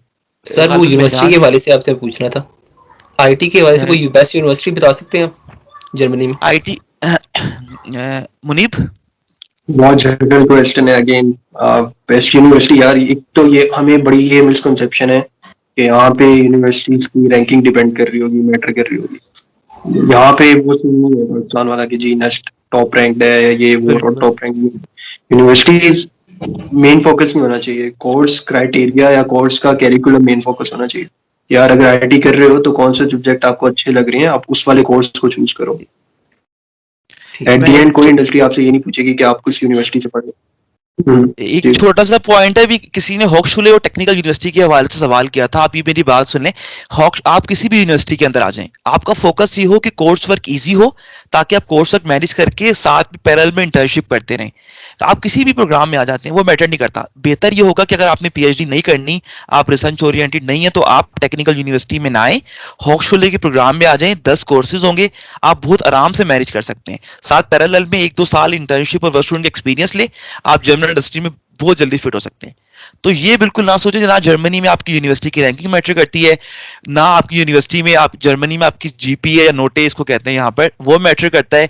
टोटल आपका एक्सपीरियंस, जिन लोगों ने यहाँ पर आने के बाद 1-2 साल इंटर्नशिप कर ली, वो बहुत आराम से, मेरा ख्याल है उनको थीसिस मुकम्मल करने से पहले जॉब ऑफर हो गई। तो ये एक सवाल आ गया, 10 courses in full master. Yes, हॉक्सशुले के अंदर 10 कोर्सेज आपके होते हैं, साथ 2 मॉड्यूल ऐड कर लें, टोटल 12 कोर्सेज, और बड़ी आराम से आप वो मुकम्मल कर सकते हैं। यूनिवर्सिटी के हवाले से कोई प्रॉब्लम नहीं है। अब कोई फर्दर चैट से आप सवाल लेना चाहेंगे खालिद साहब, या मैं कंटिन्यू रखूं लॉबी से ही? एक सवाल 2K18। Yes sir. सर ये एक तो सर मैं आपसे पहले सवाल किया था कि मैं जो से अपने स्किल जो से मेरी सर हॉबी बेस्ड हैं वो लर्न किए हुए सर वो, और नंबर 2 सर एक यूनिवर्सिटी है वहां पे ना मास्टर्स के साथ ना उन्होंने GRE रिकमेंडेड लिखा हुआ, रिकमेंडेड। सर अब सर GRE उनके लिए मैंडेटरी है या फिर बस अगर उनको अपने स्किल्स, क्योंकि पहले मैं इनसे डिप्लोमा होल्डर हूँ, पहले ना अपने इस बैचलर से पहले मैंने सर BSc इंजीनियरिंग जो सी चूज की अपने डिप्लोमे के बाद, सर FSC से नहीं आया या फिर A लेवल से। सर मतलब मेरा पीछे जो सर डिप्लोमा हो रहा है वो मैकेनिकल में, ज्यादातर मैन्युफैक्चरिंग को ही वो सर अप्रोच करती है, और आगे भी सर मैन्युफैक्चरिंग के अंदर भी जाने की सोच रहा हूँ। तो फिर क्या सर वो मेरी इसको एक्सेप्टेंस कर सकते हैं, मेरा अगर लेटर ऑफ मोटिवेशन अगर एक वो हो, अगर एक डॉक्यूमेंट अगर मिसिंग हो कि GRE अगर नहीं है मेरे पास? मुनीब, हाँ यार GRE रिकमेंडेड का हुआ है, कंपलसरी नहीं का हुआ। रिकमेंडेड और कंपलसरी में देयर इज अ डिफरेंस। अगर आप नहीं भी देते हो तो ये नहीं कहेंगे कि GRE नहीं है तो हम रिजेक्ट कर देंगे। और जर्मनी में GRE बहुत ज्यादा यूनिवर्सिटीज मांगती नहीं है वैसे, तो GRE is not a big deal. अगर US वाली साइड पे जाओ तब GRE मैटर करता है, बट जर्मनी में जीआरई को इतना बहुत ज्यादा आपको वेटेज दाद की वेबसाइट के ऊपर ना दाद की वेबसाइट के और उस यूनिवर्सिटी की प्रोफाइल के और लिखा हो रिकमेंडेड जीआरई ग्रेजुएट रिकॉर्ड इतने इस तरह कुछ सर वो ये बात लिखी हुई है, तो फिर वहाँ पे मसला तो नहीं करेंगे कि आपकी ये डॉक्यूमेंट आपका मिसिंग है। रिकमेंडेड है ना, कंपल्सरी नहीं है। रिकमेंड का मतलब क्या होता है, तो ये होता है ना, रिकमेंड मतलब कि हम रिकमेंड करते हैं कि हो, ना भी हो तो चलेगा। ठीक है। और सर नंबर 2 एक और सर मैंने बात पूछनी थी सर, मैं ना मीने के सर खुद जिस तरह हॉबी बेस्ड कोर्स मुख्तलिफ प्रोजेक्ट्स को R&D कर खुद भी सर काम करता रहता हूँ। अब सर मैं हॉक्सले को सिलेक्ट करूँ कि प्रैक्टिकल फील्ड में जाऊँ, या फिर मैं उसको सिलेक्ट करूँ टेक्निकल यूनिवर्सिटी को कि मैं जो आगे रिसर्च ओरिएंटेड वर्क जिस तरह होता है मुख्तलिफ उनको प्रॉब्लम्स वगैरह डेली प्रॉब्लम्स को सर वो जो से अप्रोच करते हैं उसके अंदर जाऊँ, क्योंकि मेरा सर अपना टेक्निकल हैंड है कुछ तो। ये तो आप हमें बताओ ना किस चीज में इंटरेस्ट है, रिसर्च में या टेक्निकल स्टफ? सर मेरा काम तो सर दोनों ही है, टेक्निकल भी है रिसर्च भी है, मतलब दोनों ही मेरा सर वो है सारा। कोई आपको कभी भी ये नहीं बता सकता कि आप क्या करो, गाइड कर सकते हैं कि कैसे करो लेकिन करना एट द एंड आपने है। कि अगर आप कहते हो मैंने रिसर्च में जाना है तो फिर आप रिसर्च में टीओ में आओ। अगर आप कहो नहीं मुझे रिसर्च इतनी अच्छी नहीं लगती या मुश्किल है, फिर आप टेक्निकल पे फोकस करो। रिसर्च सर मुझे समझ नहीं मतलब है कि सर पाकिस्तान के अंदर सर हम लोग जो बैचलर्स है ना सर, वो रिसर्च और वो उन दोनों को सर इकट्ठे लेके ही चलते हैं, मतलब है कि उनको नहीं पता बच्चों ने आगे रिसर्च आगे प्रैक्टिकल फील्ड में जाना है या फिर टीचिंग में आना है। अब समझो रिसर्च का मुझे नहीं पता किस टाइप की यहाँ पे मतलब है कि किस तरह का वो नॉलेज वगैरह मांगते हैं, किस किस्म का सर वो माइंड वगैरह मांगते हैं।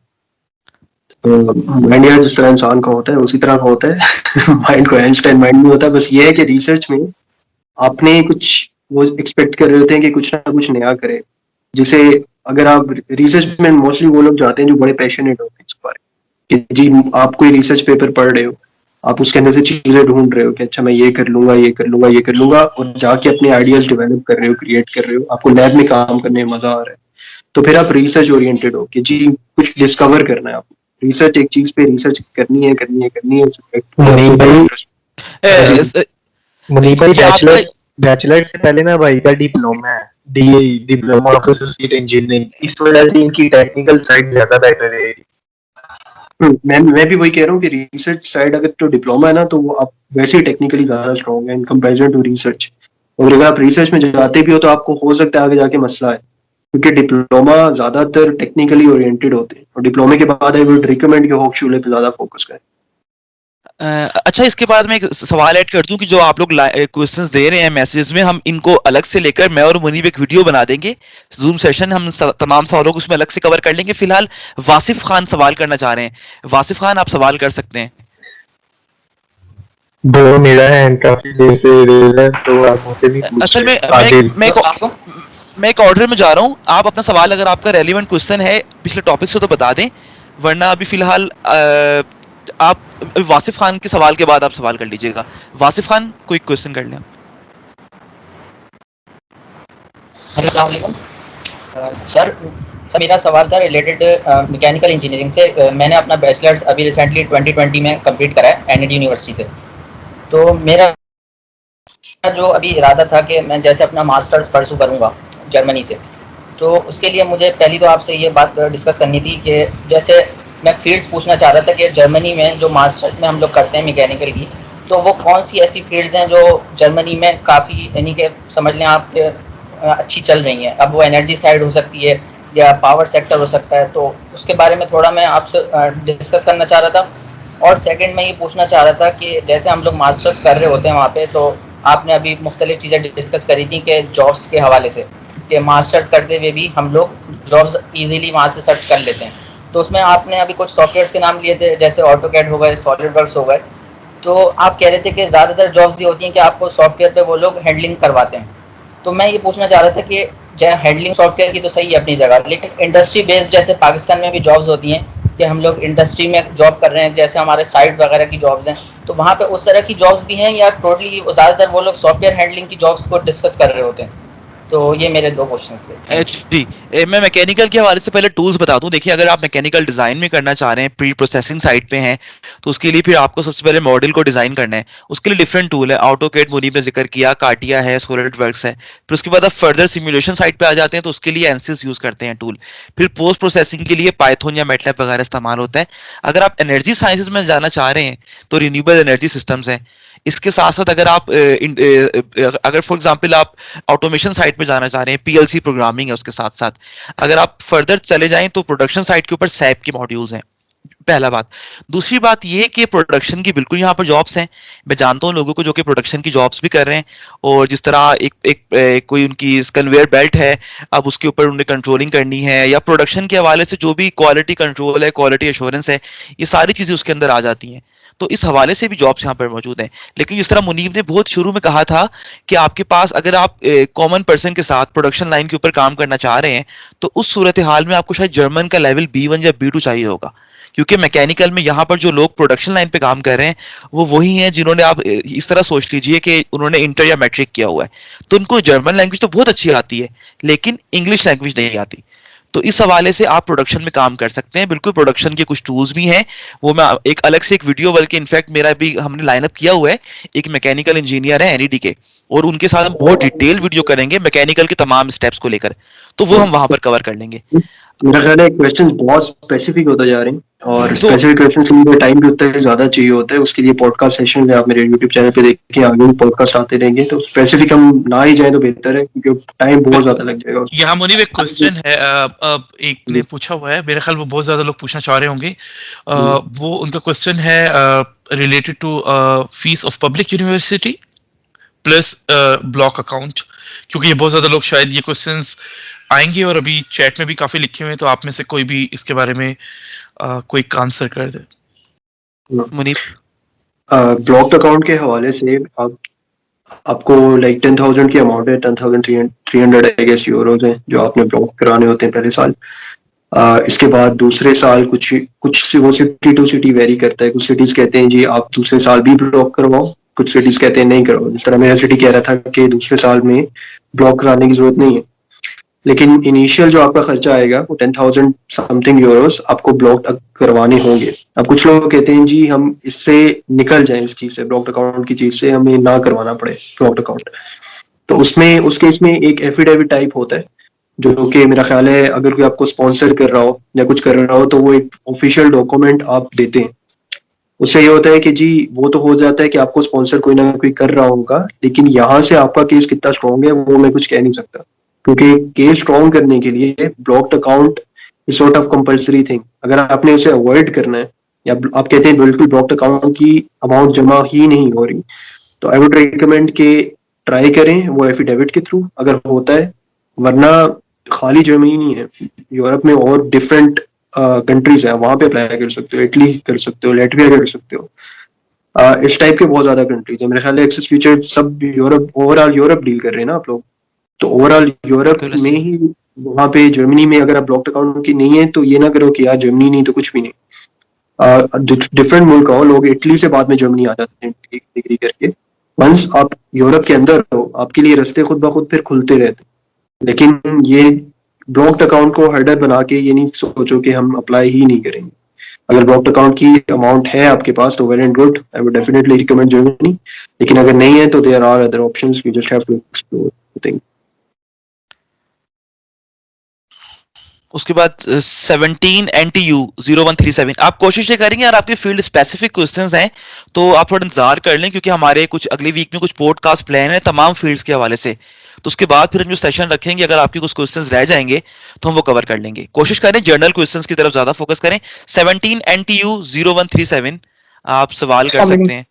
वालेकुम सलाम सर, अगर मतलब हम चाहें कि हमने जो फील्ड है अपनी वो चेंज करें, हमने BS किसी एक स्पेसिफिक फील्ड में किया है, अब हम चाहते हैं कि हम उस फील्ड को चेंज करके किसी और फील्ड की तरफ जाएं, तो सर जर्मनी में एजुकेशनल इंस्टीट्यूट उनका कोई स्पेशल क्राइटेरिया तो नहीं है कि आपने अगर आपने फील्ड चेंज करनी तो आपने जो पहले जो फील्ड की उसमें स्पेसिफिक कोर्सेज आपने पढ़े हों? सेकेंडली मेरा क्वेश्चन ये है कि अगर एक बंदे ने रिसर्च साइट पर जाना है, तो फॉर एग्जाम्पल वो MS करता है, PhD करता है, मतलब वो 5 ईयर ऑफ रिसर्च करता है, तो उसके बाद क्या उसे वापस ही आना पड़ेगा? क्योंकि रिसर्च इंस्टीट्यूट हैं जो उन्हें जॉब देंगे, या मतलब मोस्टली इंडस्ट्रीज ही हैं जर्मनी के अंदर? मतलब रिसर्च इंस्टीट्यूट भी वैसे ही है कि उनको वहाँ पे एडजस्ट हो सकते हैं वो, अगर वो रिसर्च की तरफ जाना चाहते हैं तो? बस ये 2 क्वेश्चन है मुझे। आप देंगे मुनीब आप तो रिसर्च इंस्टीट्यूट्स बहुत हैं। अगेन एंड अगेन मैं पहले भी बता चुका हूँ कि अगर आपने रिसर्च में जाना है तो ये हर इंडस्ट्री, यहाँ पे मैं थोड़ा स्ट्रक्चर समझा दूं। इंडस्ट्री होती है और एक रिसर्च होती है विद इन इंडस्ट्री, लेकिन बहुत सारे प्रोजेक्ट्स होते हैं जो इंडस्ट्री आउटसोर्स करती है डिफरेंट रिसर्च इंस्टीट्यूट्स को। तो रिसर्च इंस्टीट्यूट्स यहाँ पे काफी पैसों वाले होते हैं, क्योंकि इनके पास फंडिंग आ रही होती है इंडस्ट्री से और इनके पास फंडिंग आ रही होती है पब्लिक सेक्टर से, इनकी गवर्नमेंट से। तो research wise Germany one of the big name है। तो रिसर्च पे अगर जाना है तो अगेन एंड अगेन मैं ये कहूंगा कि अपॉर्चुनिटीज काफी ज्यादा है रिसर्च वाली साइड पे भी। You don't have to worry about it. बाकी मेरा ख्याल है कोई और पार्ट भी था ताहिर भी, मुझे सही तरह से मैंने सुना नहीं। फील्ड के बारे में मैं पूछा था कि मिसाल के तौर पे अगर एक बंदा टेक्सटाइल केमिकल इंजीनियरिंग का है और वो चाहता है कि वो अपनी फील्ड चेंज करके किसी मटेरियल इंजीनियरिंग की तरफ या मतलब इस तरह की फील्ड की तरफ आ जाए जहाँ पे रिसर्च ज्यादा हो रही हो एज कम्पेयर टू, क्योंकि टेक्सटाइल बड़ा स्पेसिफिक सा फील्ड है। देखो अब ये है ना कि केमिकल इंजीनियरिंग के बेस पे देखो कि इसकी सब ब्रांचेस क्या बनती है। जिस तरह मैंने देखा कि एनर्जी वाले केमिकल इंजीनियरिंग वालों को एक्सेप्ट कर रहे थे। फील्ड चेंज है, लेकिन ये नहीं है कि मैं एमबीबीएस करके एनर्जी में अप्लाई कर रहा था, ठीक है। तो ये नहीं कि आपने जी केमिकल इंजीनियरिंग की है तो आप डायरेक्टली अप्लाई कर दो जी मैंने करना है मेडिसिन का भी कोर्स। तो आपको देखना पड़ेगा कि वो फील्ड कितनी मैच कर रही है आपकी उस वाली फील्ड से। अगर 20% भी मैच करती है, जिस तरह मैंने बात की थी कि आप आईटी की कोर्स में केमिकल इंजीनियरिंग किए तो कोई मैनेजमेंट एंड आईटी की कोर्स में अप्लाई करो, आपको एडमिशन मिल जाएगा। फील्ड शिफ्ट का ये मतलब नहीं है कि बिल्कुल मैं कह रहा हूँ कि मेडिसिन में अप्लाई कर दो। वो देखो कि वो वाली फील्ड कहाँ एक्सेप्टेबल है। तो ये देखने के लिए ही आप सर्विसेज लेते हो या फिर आप खुद एक्सप्लोर करते हो कि यार कौन सी फील्ड मेरे लिए बेहतर रहेगी, या फिर आप देखते हो कि कौन कौन से लोग पे मेंटोर आपको गाइड कर सकते हैं इसके हवाले से। सर ये थोड़ा सा रिलेटेड क्वेश्चन सर, मतलब फॉर एग्जांपल टेक्सटाइल और एनवायरमेंटल इंजीनियरिंग आपस में बहुत ज्यादा लिंक करते हैं, क्योंकि टेक्सटाइल बहुत ज्यादा वेस्ट जोन सी वो क्रिएट करती है। तो मतलब टेक्सटाइल सेक्टर में भी एनवायरमेंटल इंजीनियरिंग जोन सा वो सेक्टर आ रहा है। इसी तरह मटेरियल का जो मटेरियल इंजीनियरिंग वाला है, अभी मोस्ट ऑफ द मतलब पाकिस्तान में सिर्फ इसको टेक्सटाइल कहा जाता है, लेकिन मैंने देखा है कि ज्यादातर यूरोप में, चाइना में या अमेरिका में मटेरियल इंजीनियरिंग के ही नाम से टेक्सटाइल भी रिलेटेड है आमतौर पर, मतलब वही फील्ड ही है टेक्सटाइल की, मटेरियल की। तो बाजू का तो टेक्सटाइल का फील्ड होता ही नहीं है, लेकिन होता मटेरियल का फील्ड है। तो बेसिकली मेरा जो क्वेश्चन है वो ये है कि बाहर टेक्सटाइल की यूनिवर्सिटी है ही नहीं, वो मटेरियल का बेसिकली होती है, तो हम उसमें अप्लाई कर सकते हैं? मैं ये क्वेश्चन करना चाह रहा हूँ।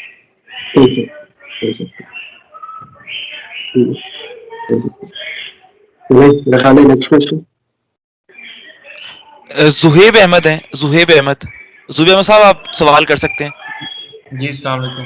जी सर मेरा क्वेश्चन ये है कि अगर पाकिस्तान से कोई स्टूडेंट A1 या A2 सीख के आता है, ठीक है, तो उधर आके उसको मतलब फ्रेश ग्रेजुएट है तो उधर जाके मतलब इंटर्नशिप मिलने के कितने % चांसेस होते हैं, और उसके लिए कोई स्किल सीखना जरूरी है या मतलब लैंग्वेज हो तो काम चल जाता है?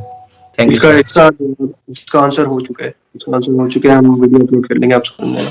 मुनीब मैं इस पे थोड़ा सा एक चीज ऐड कर दूंगा कि एक्चुअली हम जर्मन लैंग्वेज को इस तरीके से समझते हैं कि ये कोई बहुत सुपीरियर चीज है। आप इसको इसी तरह मिसाल ले लें कि पाकिस्तान में सब लोग उर्दू बोलते हैं, लेकिन हर उर्दू बोलने वाले के ये जरूरी नहीं है कि उसको किसी भी कंपनी में CEO की जॉब मिल जाएगी।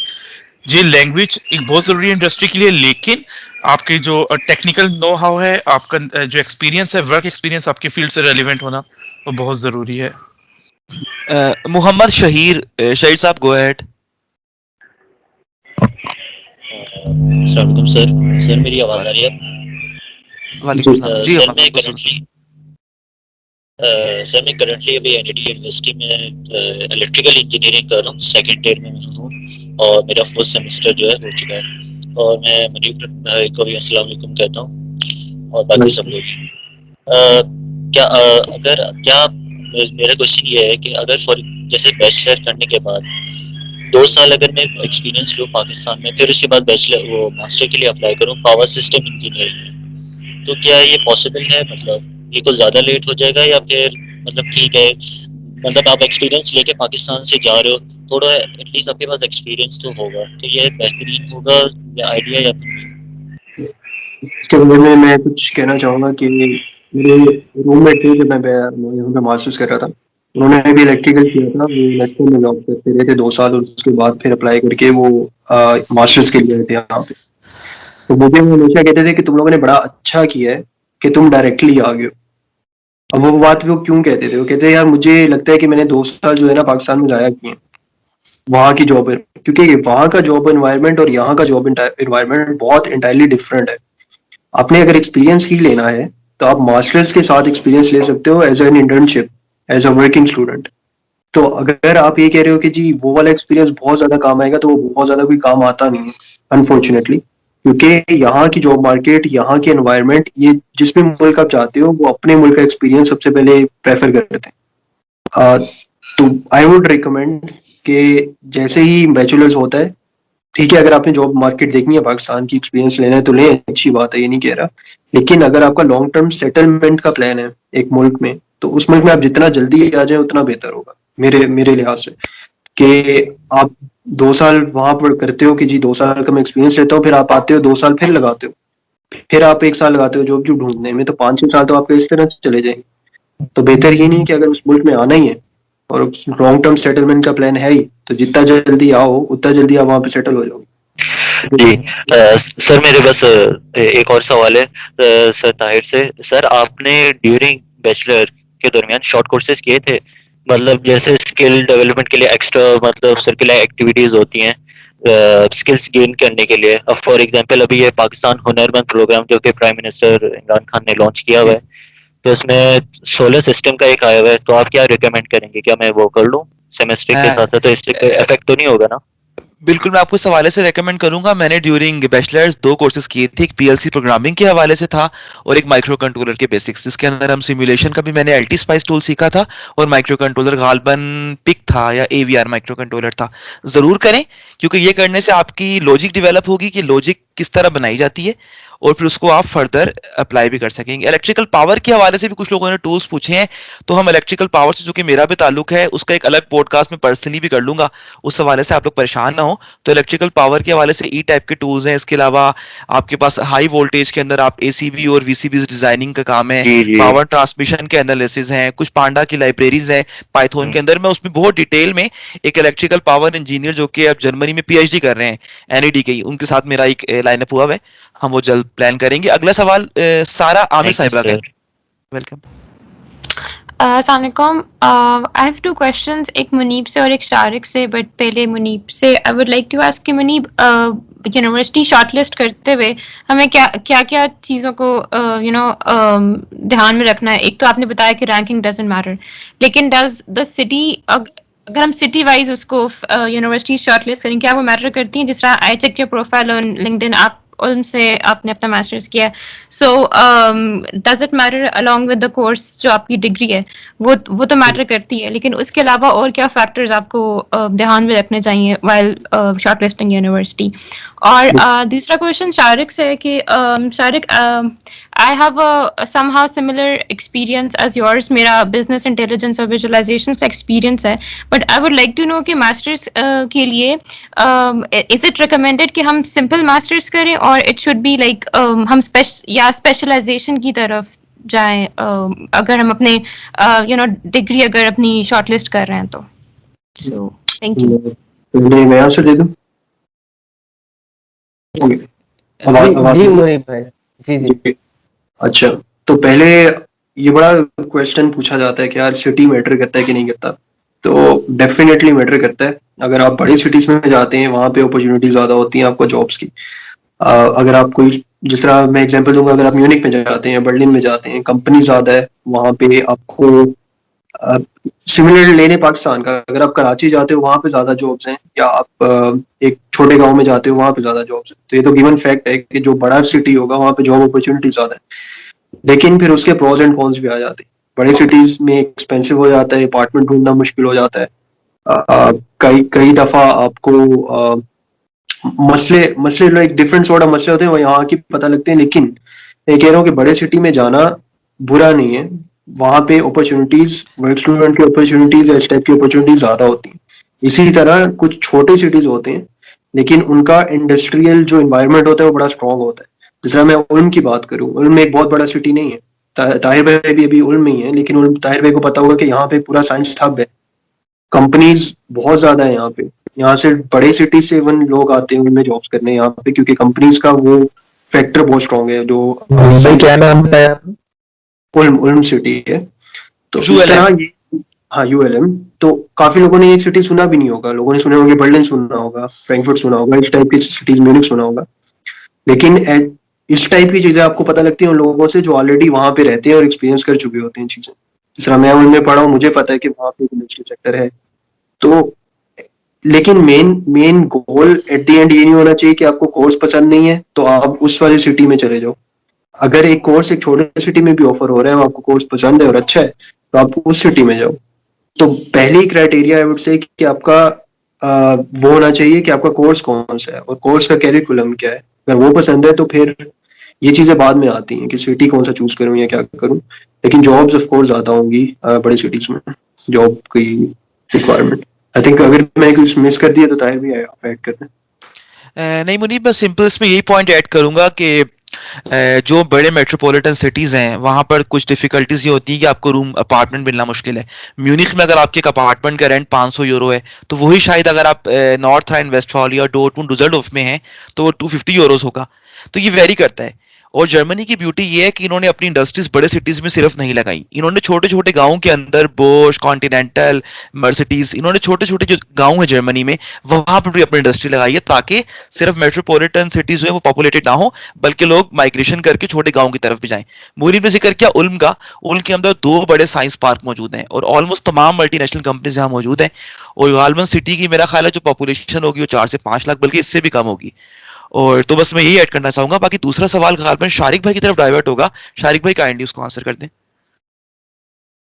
अस्सलाम वालेकुम जी। इस पे ये है कि यहाँ पे अच्छा समझते हैं जॉब मार्केट में भी और रिसर्च में खास तौर पे बहुत मैटर करता है आपका कोर्स वर्क कि कितना फोकस्ड है प्रोफेसर्स और वो आपको देखते हैं कोर्स वर्क। लेकिन आपको जो जज किया जाता है, जो मेरा छोटा सा एक्सपीरियंस है उस पे ये है कि जज आपको बहुत सारी कंपनीज और प्रोफेसर जो है वो आपके थीसिस पे करते हैं कि थीसिस आपने कहाँ किया है, क्या है। और उस अब मेरा कोर्स वर्क जैसे ऑप्टिक्स में लेजर वर्क में था, लेकिन मुझे वहां से इतना फीडबैक नहीं आता जो कि मेरा 1 साल का एक्सपीरियंस, जो प्रोफेशनल एक्सपीरियंस, इंटर्नशिप आप कह लें या वर्किंग एक्सपीरियंस जो था वो, क्योंकि मशीन लर्निंग में, AI में, डीप लर्निंग में और डाटा साइंस में था, तो इस वजह से वो जज जो आपको कंपनीज करती हैं वो ये करती हैं कि जहां इसने अपना एकेडमिक और प्रोफेशनल टाइम दिया है। सो ये है कि और कोर्स वर्क भले ही आपका जनरलाइज्ड हो, एम तो एक स्टूडेंट का पाकिस्तानी यही होता है कि जल्द से जल्द मास्टर्स करे और इंडस्ट्री के लिए रेडी हो। सो इसमें आपको जो रियल एक्सपीरियंस है वो यही है कि थीसिस और इंटर्नशिप से मिलेगा। कोर्स वर्क में आपको बेसिक फंडामेंटल्स पता चलते हैं। हम अगला सवाल मुसेब अहमद साहब का ले लेते हैं। मुसेब अहमद, अगर आप अवेलेबल हैं तो प्लीज गो अहेड। जी अस्सलाम वालेकुम वालेकुम सलाम। सर मेरा सवाल जो है बिजनेस स्टडी से रिलेटेड है कि अगर हम इंजीनियरिंग से MBA की तरफ शिफ्ट करें तो MBA की क्या मार्केट वैल्यू है जर्मनी में, और इस हवाले से मैंने सुना है कि ECTs भी मैटर कर रहा होता है लाइक क्रेडिट आवर्स, तो उस हिसाब से भी गाइड कर दीजिएगा कि ECTs का क्या सिनेरियो होता है। बहुत स्पेसिफिक क्वेश्चन हो गया और इसमें एक क्लास है, मैंने MBA वाले एक स्टूडेंट के साथ क्लास ली थी, तो आपको आंसर्स मिल जाएंगे इसी पॉडकास्ट में। अगर यही बात है हम एक एक फील्ड को पकड़ के यहाँ पे बैठ के तो टाइम है। अस्सलाम वालेकुम सर, मेरा एक जनरल क्वेश्चन है।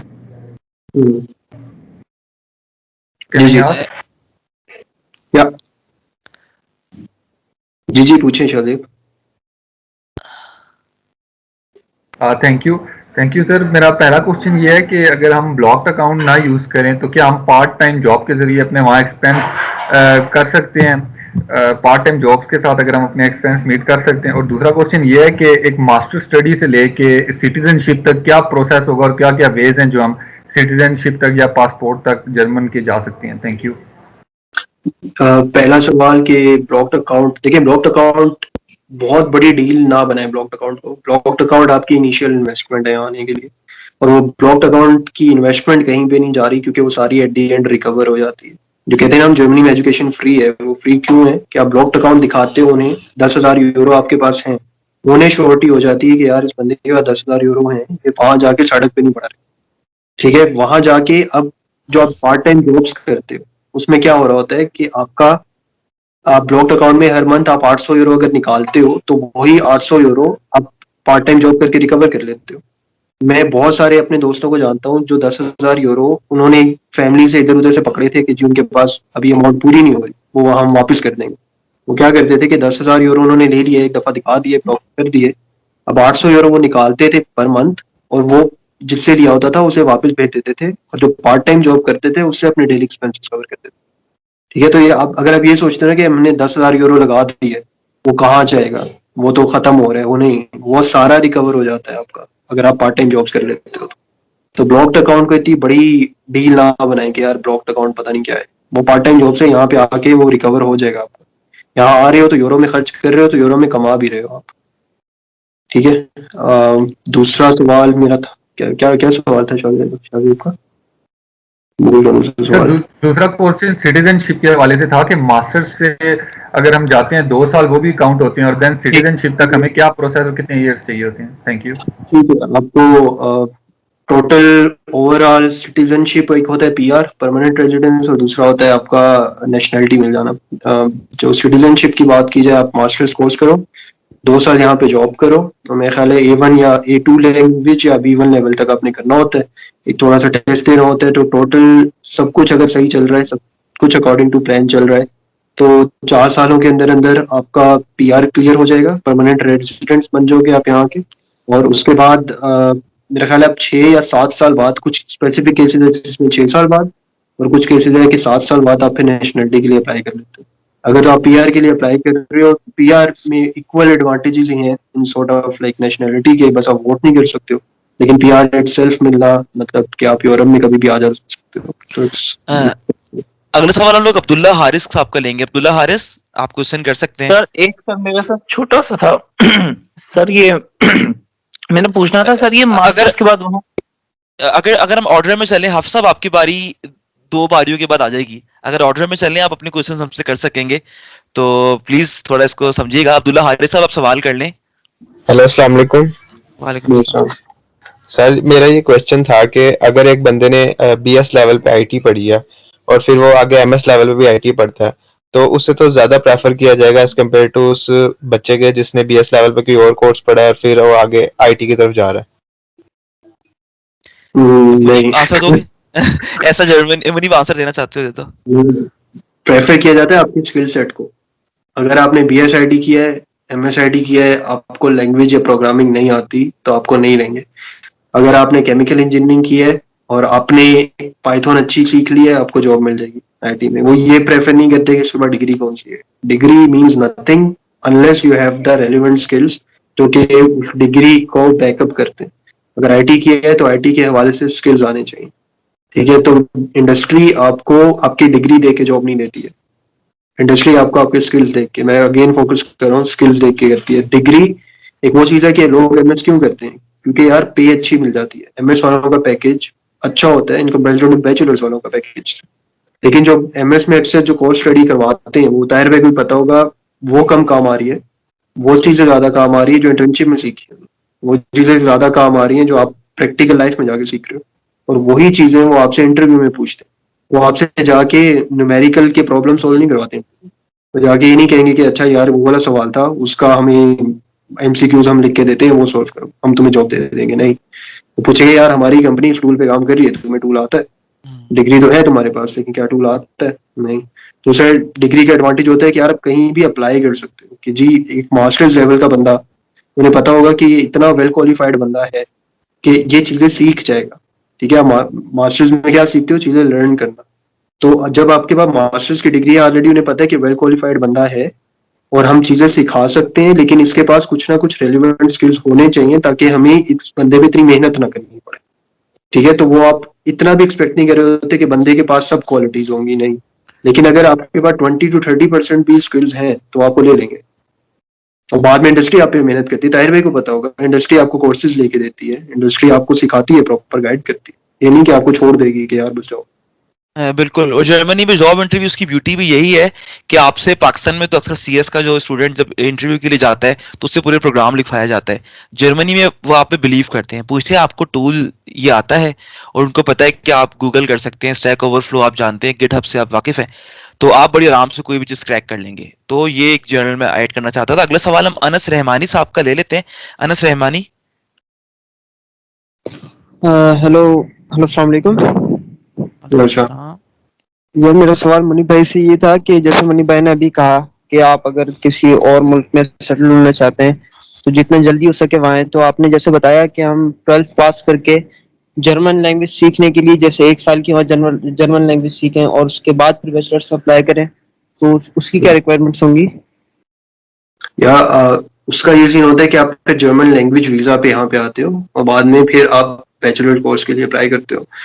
बट अगेन मेरी ज्यादातर लोगों को यही एडवाइस होती है कि German language at least B1 level तक पाकिस्तान में करके आओ। उसका रीजन ये है कि यहाँ पे आओगे, यहाँ पे आके घर का अलग से रेंट दोगे, लैंग्वेज कोर्स का अलग से खर्चा दोगे, खाने पीने का अलग यूरो में पेमेंट दोगे। तो बेहतर नहीं है कि आप वहां से जर्मन सीखो जहाँ पे घर पे आपको रोटी पानी मिल रहा है, क्यों आके यहाँ पे ब्रेड पे न्यूटेले लगा के खाने हैं आपने। तो जर्मन सीखो, करो, B1 तक करो, उसके बाद डायरेक्ट अप्लाई करो। जी जी।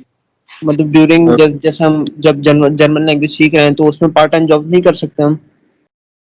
पार्ट टाइम जॉब कर सकते हो आप, पार्ट टाइम जॉब आपको मिल जाएगी। हाँ, पार्ट टाइम जॉब आपको मिल जाएगी।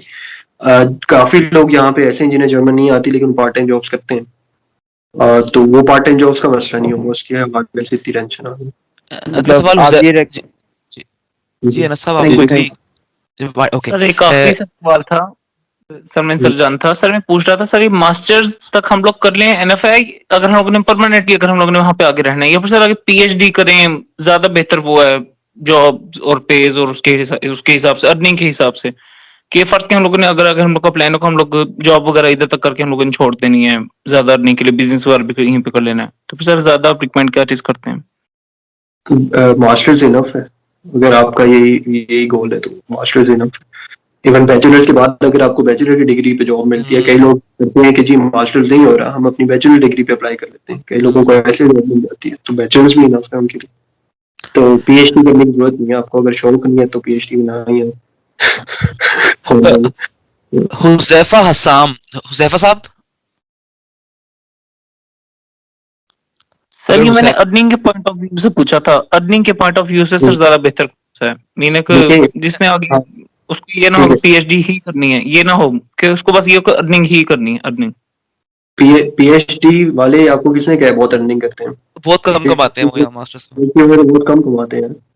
अगर आपने जॉब करनी है, मास्टर्स इज लाइक हाईएस्ट कि आपकी सैलरी वहां पे जा सकती है, तो master is good enough. PhD के बाद क्या करोगे? पोस्ट डॉक करोगे, उतनी देर में आप उतना एक्सपीरियंस ले लोगे कि आपकी जॉब अच्छी खासी हाई सैलरी पे चली जाएगी। ठीक है हुजैफा गो अहेड। बहुत बोल लिया लग रहा है बहुत बोल लिया, खत्म करना चाहिए कि 5-10 मिनट तक। हम क्विक 4-5 सवाल ले लेते हैं, बाकी जो सवाल आप लोग चैट में डाल देंगे हम नेक्स्ट वीक में पर्सनली मैं और अगर मुनीब अवेलेबल हुआ तो हम लोग उन तमाम सवालों के ऊपर एक क्विक वीडियो बना देंगे। फिलहाल कोशिश करते हैं हुजैफा हसाम आप क्वेश्चन जल्दी से अपना वाइंड अप करें।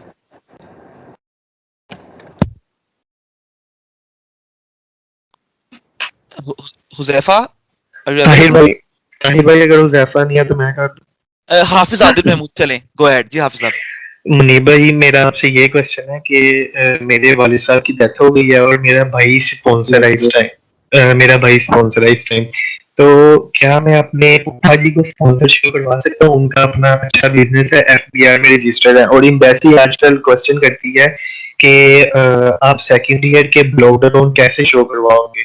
तो ये मेरे 2 क्वेश्चन है, इन पे जरा सोल्यूशन को दे दें। मैं अपने पापा जी को शो करवाऊं या भाई को ही करवा दूं? उनकी 30K सैलरी है लेकिन हमारी लैंड है वो हमने सेल की है, तो उसके हमारे पास पैसे हैं ब्लॉक अकाउंट के लिए।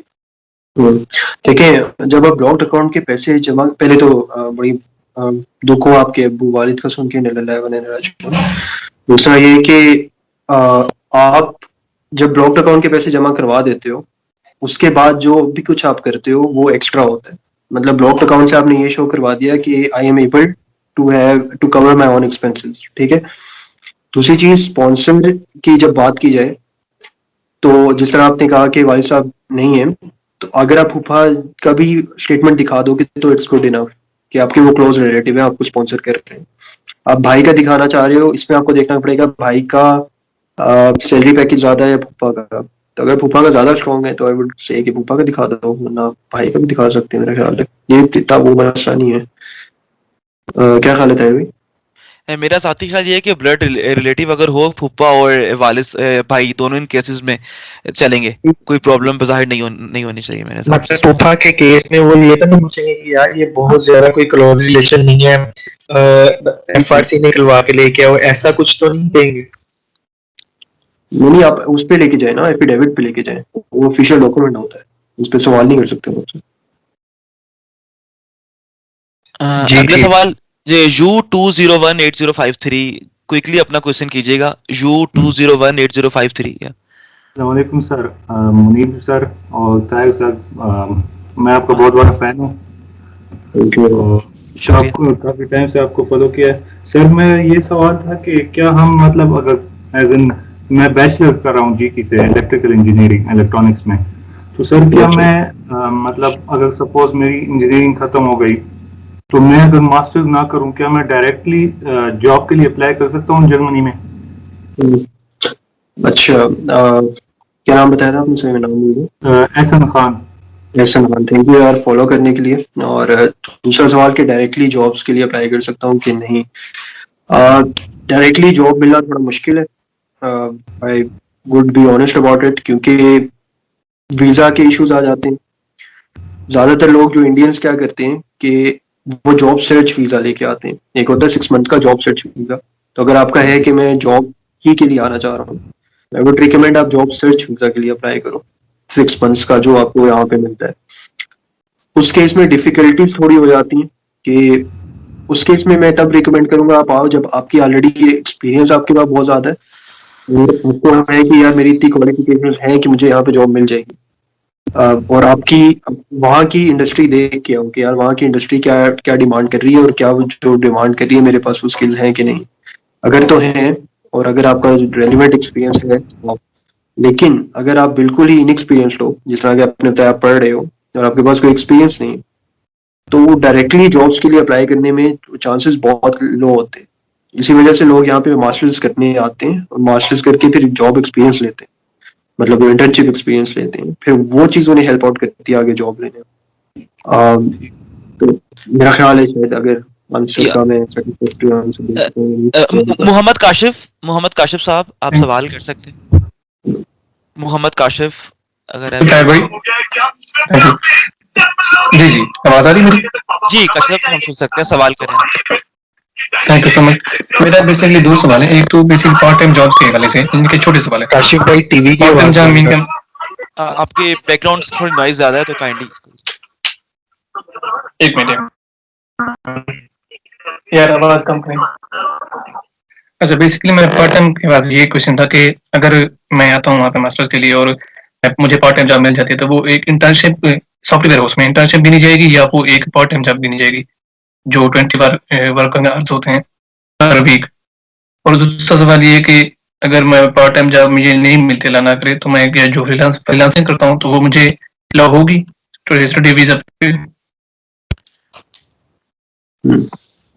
मुनीब, आप देना चाहोगे?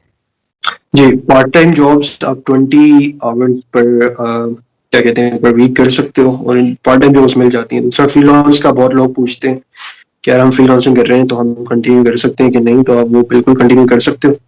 उसके लिए आपको एक फ्रीलांस वीजा होता है, वो अप्लाई करना होता है, आपको शो करवाना होता है कि यार ये मेरी इनकम है और ये फ्रीलांसिंग की सोर्सेज से आ रही है।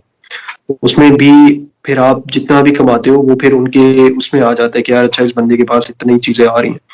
फ्रीलांसिंग का पाकिस्तान में ये सीन है कि आप फ्रीलांसिंग करो जर्मनी बैठे, वैसे बेशक पाकिस्तान मंगवा लो, ताकि उन्हें ना पता लगे कि आपकी इनकम वहां से आ रही है। लेकिन एक शॉर्टकट है ना कि ठीक है फ्रीलांसिंग कर रहे हो लेकिन पैसे आ रहे हैं पाकिस्तान, फिर उन पाकिस्तान के पैसों को यहाँ पे मंगवा लो, तो उन्हें जरूरत ही नहीं शो करवाने की। ठीक है, ठीक है। अगला सवाल thank you so much. Arooj Zia question करना चाह रही हैं तो कर सकते। जी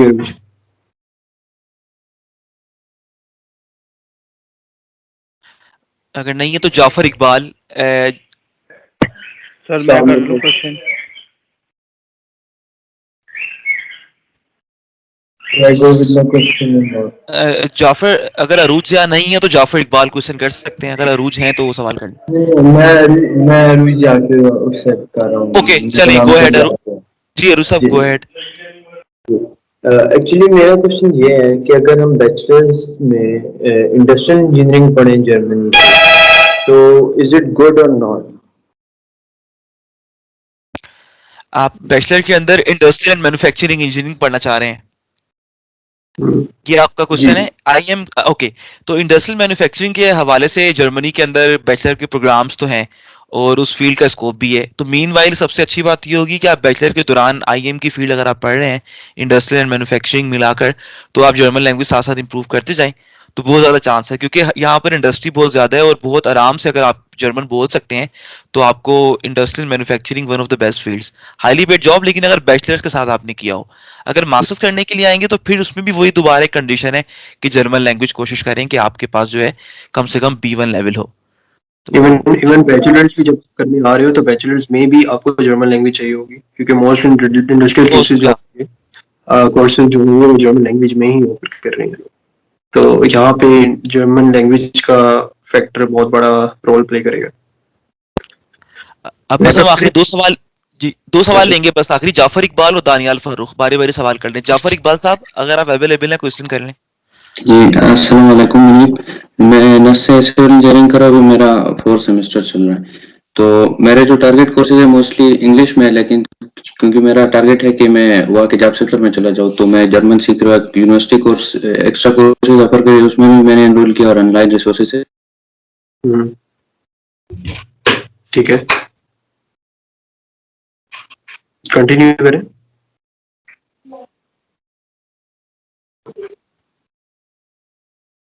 सबसे लाइन इंटरप्ट हो गई है, तो फिर हम दानियाल फारूक साहब से सवाल ले लेते हैं।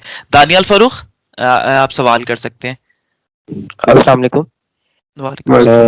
जी मैंने बैचलर्स इन कंप्यूटर साइंस किया है कंप्लीट पाकिस्तान में, और आगे मास्टर्स के लिए मैं जर्मनी आना चाहता हूँ। मेरा ये क्वेश्चन था, मेरे एक कज़न है वो स्टुटगार्ट में होते हैं पिछले 17-18 सालों से जर्मनी में। तो आगे अगर वो फॉर एग्जांपल मुझे आगे स्पॉन्सर करते हैं उधर से जर्मनी से, तो फिर मुझे यहाँ पाकिस्तान में ब्लॉक अकाउंट खुलवाना पड़ेगा या नहीं? अगर वो अपनी इनकम प्रूफ और बैंक स्टेटमेंट शो करते हैं, स्पॉन्सर करते हैं, तो इस सिलसिले में मुझे जरा आंसर चाहिए था आपसे। ये सवाल ना बहुत लोग पूछते हैं कि यार हमारा मामा चाचा यहाँ पे है, वो स्पॉन्सर कर सकते हैं नहीं कर सकते। लेकिन अगर वो स्पॉन्सर कर ही रहे हैं तो उन्हें कहो मैं 10,000 रुपया दे दो ब्लॉक अकाउंट पे डलवाने के लिए। एक चीज आ जाती है कि ये नहीं कहता कि नहीं कर सकते, ऑफ कोर्स वो कर सकते हैं, वो स्टेटमेंट आपको दे सकते हैं।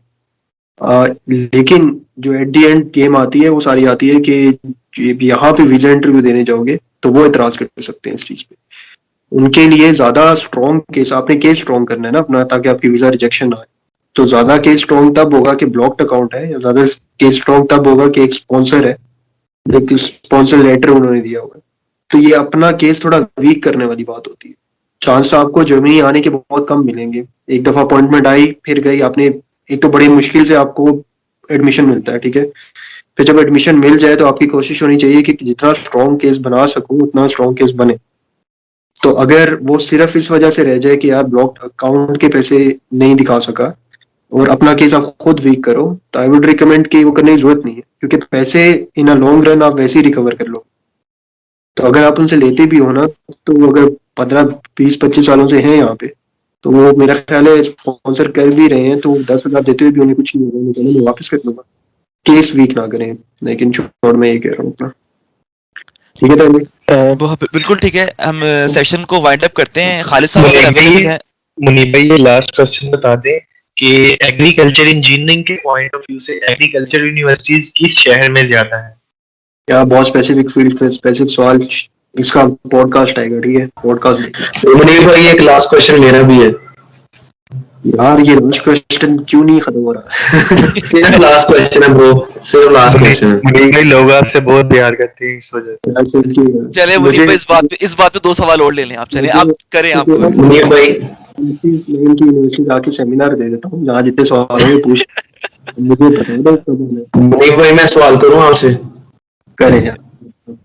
मुनीब भाई मेरा सवाल है ब्लॉक अकाउंट के बारे में कि ब्लॉक अकाउंट आपने कहा है कि लोग पार्ट टाइम अर्न भी कर रहे होते हैं और अपना अनब्लॉक ना भी करवाएं, जो करवा के भी जो अपने पर मंथ पैसे मिलते हैं वो घर भेज सकते हैं। अगर कोई बच्चा लोन लेके आया है तो उसके अगर हम घर भेजते जाएंगे और साथ साथ अर्न करेंगे जो वो तो हम वहां पे स्पेंड करेंगे ना जो अर्निंग कर रहे हैं, और जो अनब्लॉक हो रहे हैं वो हम घर भेज रहे हैं। तो साल के बाद हाउसलैंडर भी हॉलिडे में जब बंदा जाता है तो वो फिर वीजा एक्सटेंड करने के लिए मांगेगा नहीं कि इस साल का ब्लॉक अकाउंट का है, क्योंकि मास्टर्स अगर 2 साल का है तो। यार मेरे केस में तो ये था कि मेरे पास जब मैं सेकंड ईयर का वीजा एक्सटेंड कराने गया था टोटल 400 यूरो पड़े थे। फिर मैंने तो दोस्तों से इधर उधर से मांगे थे तो पूरे करके जी ये 10,000 हो गए। अगले दिन फिर मैंने दोस्तों को वापस कर। तो इतनी लंबी ना सोचो कि यार क्या होगा, ठीक है सेकंड ईयर का क्या होगा, मुझे भी ये सोचे भाई मैंने वापस कर दिया ना घर, क्योंकि फादर मेरे स्कूल टीचर हैं, इतना अफोर्ड नहीं कर सकते, लोन लेके उन्होंने देना है तो फिर आपको पता है सूद भी पड़ता है ऊपर, तो सारा सीन हो जाएगा, डबल हो जाएगा वो। करें वापस स्कूल में सर। जी जी इस जी सर ठीक है, थैंक यू। एक सवाल अनिल गोहर साहब फाइनल सवाल ले लेंगे। अनिल गोहर आप सवाल करें। सर मैं काफ़ी देर से हैंड रेज किया है, एक्चुअली कुछ क्वेश्चन थे उनके मैं आंसर देना चाह रहा था क्योंकि मैं रिसेंटली अभी एडमिशन लिया है यूनिवर्सिटी में।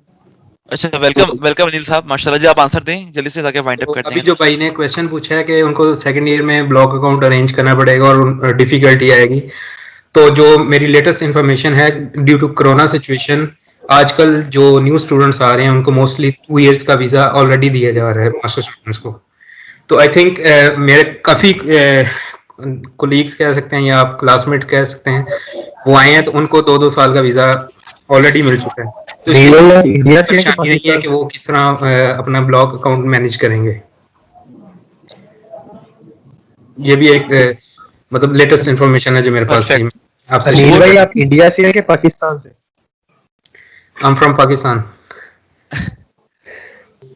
शुक्रिया अनिल भाई, आपने हमें ज्वाइन कर लिया, बहुत शुक्रिया। मुझे मालूम नहीं था कि आप भी लिस्ट में हैं। तो खालिद साहब अगर आप अवेलेबल हैं तो काइंडली सेशन को वाइंड अप करें, तो इसके बाद फिर हम सबसे इजाजत चाहते हैं। खालिद साहब thank you so much. Sir मुझे एक सवाल और पूछना है। मेरे सवाल का टाइम अप हो गया, सॉरी सवाल का टाइम अप हो गया। तो आप टाइप कर दें चैट में, हम लोग उसका तमाम जो क्वेश्चंस रह गए उसके आंसर हम लोग जल्द सेक्शन में दे देंगे। आप टाइप कर दें। मुनीब भाई एग्रीकल्चर इंजीनियरिंग के पॉइंट ऑफ व्यू से आपने लाजमी बताना ब्रॉडकास्ट करनी। मैंने नोट कर लिया है, एग्रीकल्चर एनवायरमेंटल हम एक साथ पॉडकास्ट में कवर कर लेंगे। और सर एमबीए भी इंजीनियर्स के लिए। ओके एमबीए फॉर ओके ठीक है। एक ईमेल मेरे कंपनी का ईमेल कैरियर काउंसलिंग के लिए मुनीब अवेलेबल है, आप एनी टाइम कांटेक्ट कर सकते हैं मुनीब से। हाँ मेरी वेबसाइट पे जाएं, वो आपको मिल जाएगी। कैरियर काउंसलिंग तो मैं देता हूँ काउंसलिंग सेशंस। तो भाई मेरे ख्याल है उसमें आप टाइप कर दें जो भी ईमेल एड्रेस है कंपनी का, वो काफी लोग कह रहे थे कि वहाँ पे टाइप करते थे। ओके खालिद साहब आप ये कंपनी का एड्रेस बल्कि हम लोग कोशिश करेंगे प्रेजेंटेशन आपको ईमेल कर दें, तो उसमें हम लोग जो है फिर ये बेशक आप चैट में लिख दें कंपनी की ईमेल आईडी, तो इनफैक्ट हमने शेयर कर दी है, और कुछ इन्फॉर्मेशन तो मेरा नहीं ख्याल लोगों को चाहिए होगी, तो वो बाकी हम ईमेल पे कम्युनिकेट करेंगे। मुनीब भाई आप तो फ्यूल सेल इंजीनियर थे, आपने क्यों पीएचडी स्टार्ट कर दी?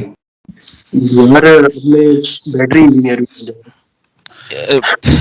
फ्यूल सेल में इतना काम कर लिया था मुनीब भाई ने ऑलरेडी कि अब बसेस जर्मनी में फ्यूल सेल्स पे चल पड़ी हैं, तो अगले टारगेट है इलेक्ट्रिकल कार्स की जानिब, तो मुनीब भाई इसलिए बैटरी डेवलप करेंगे अब।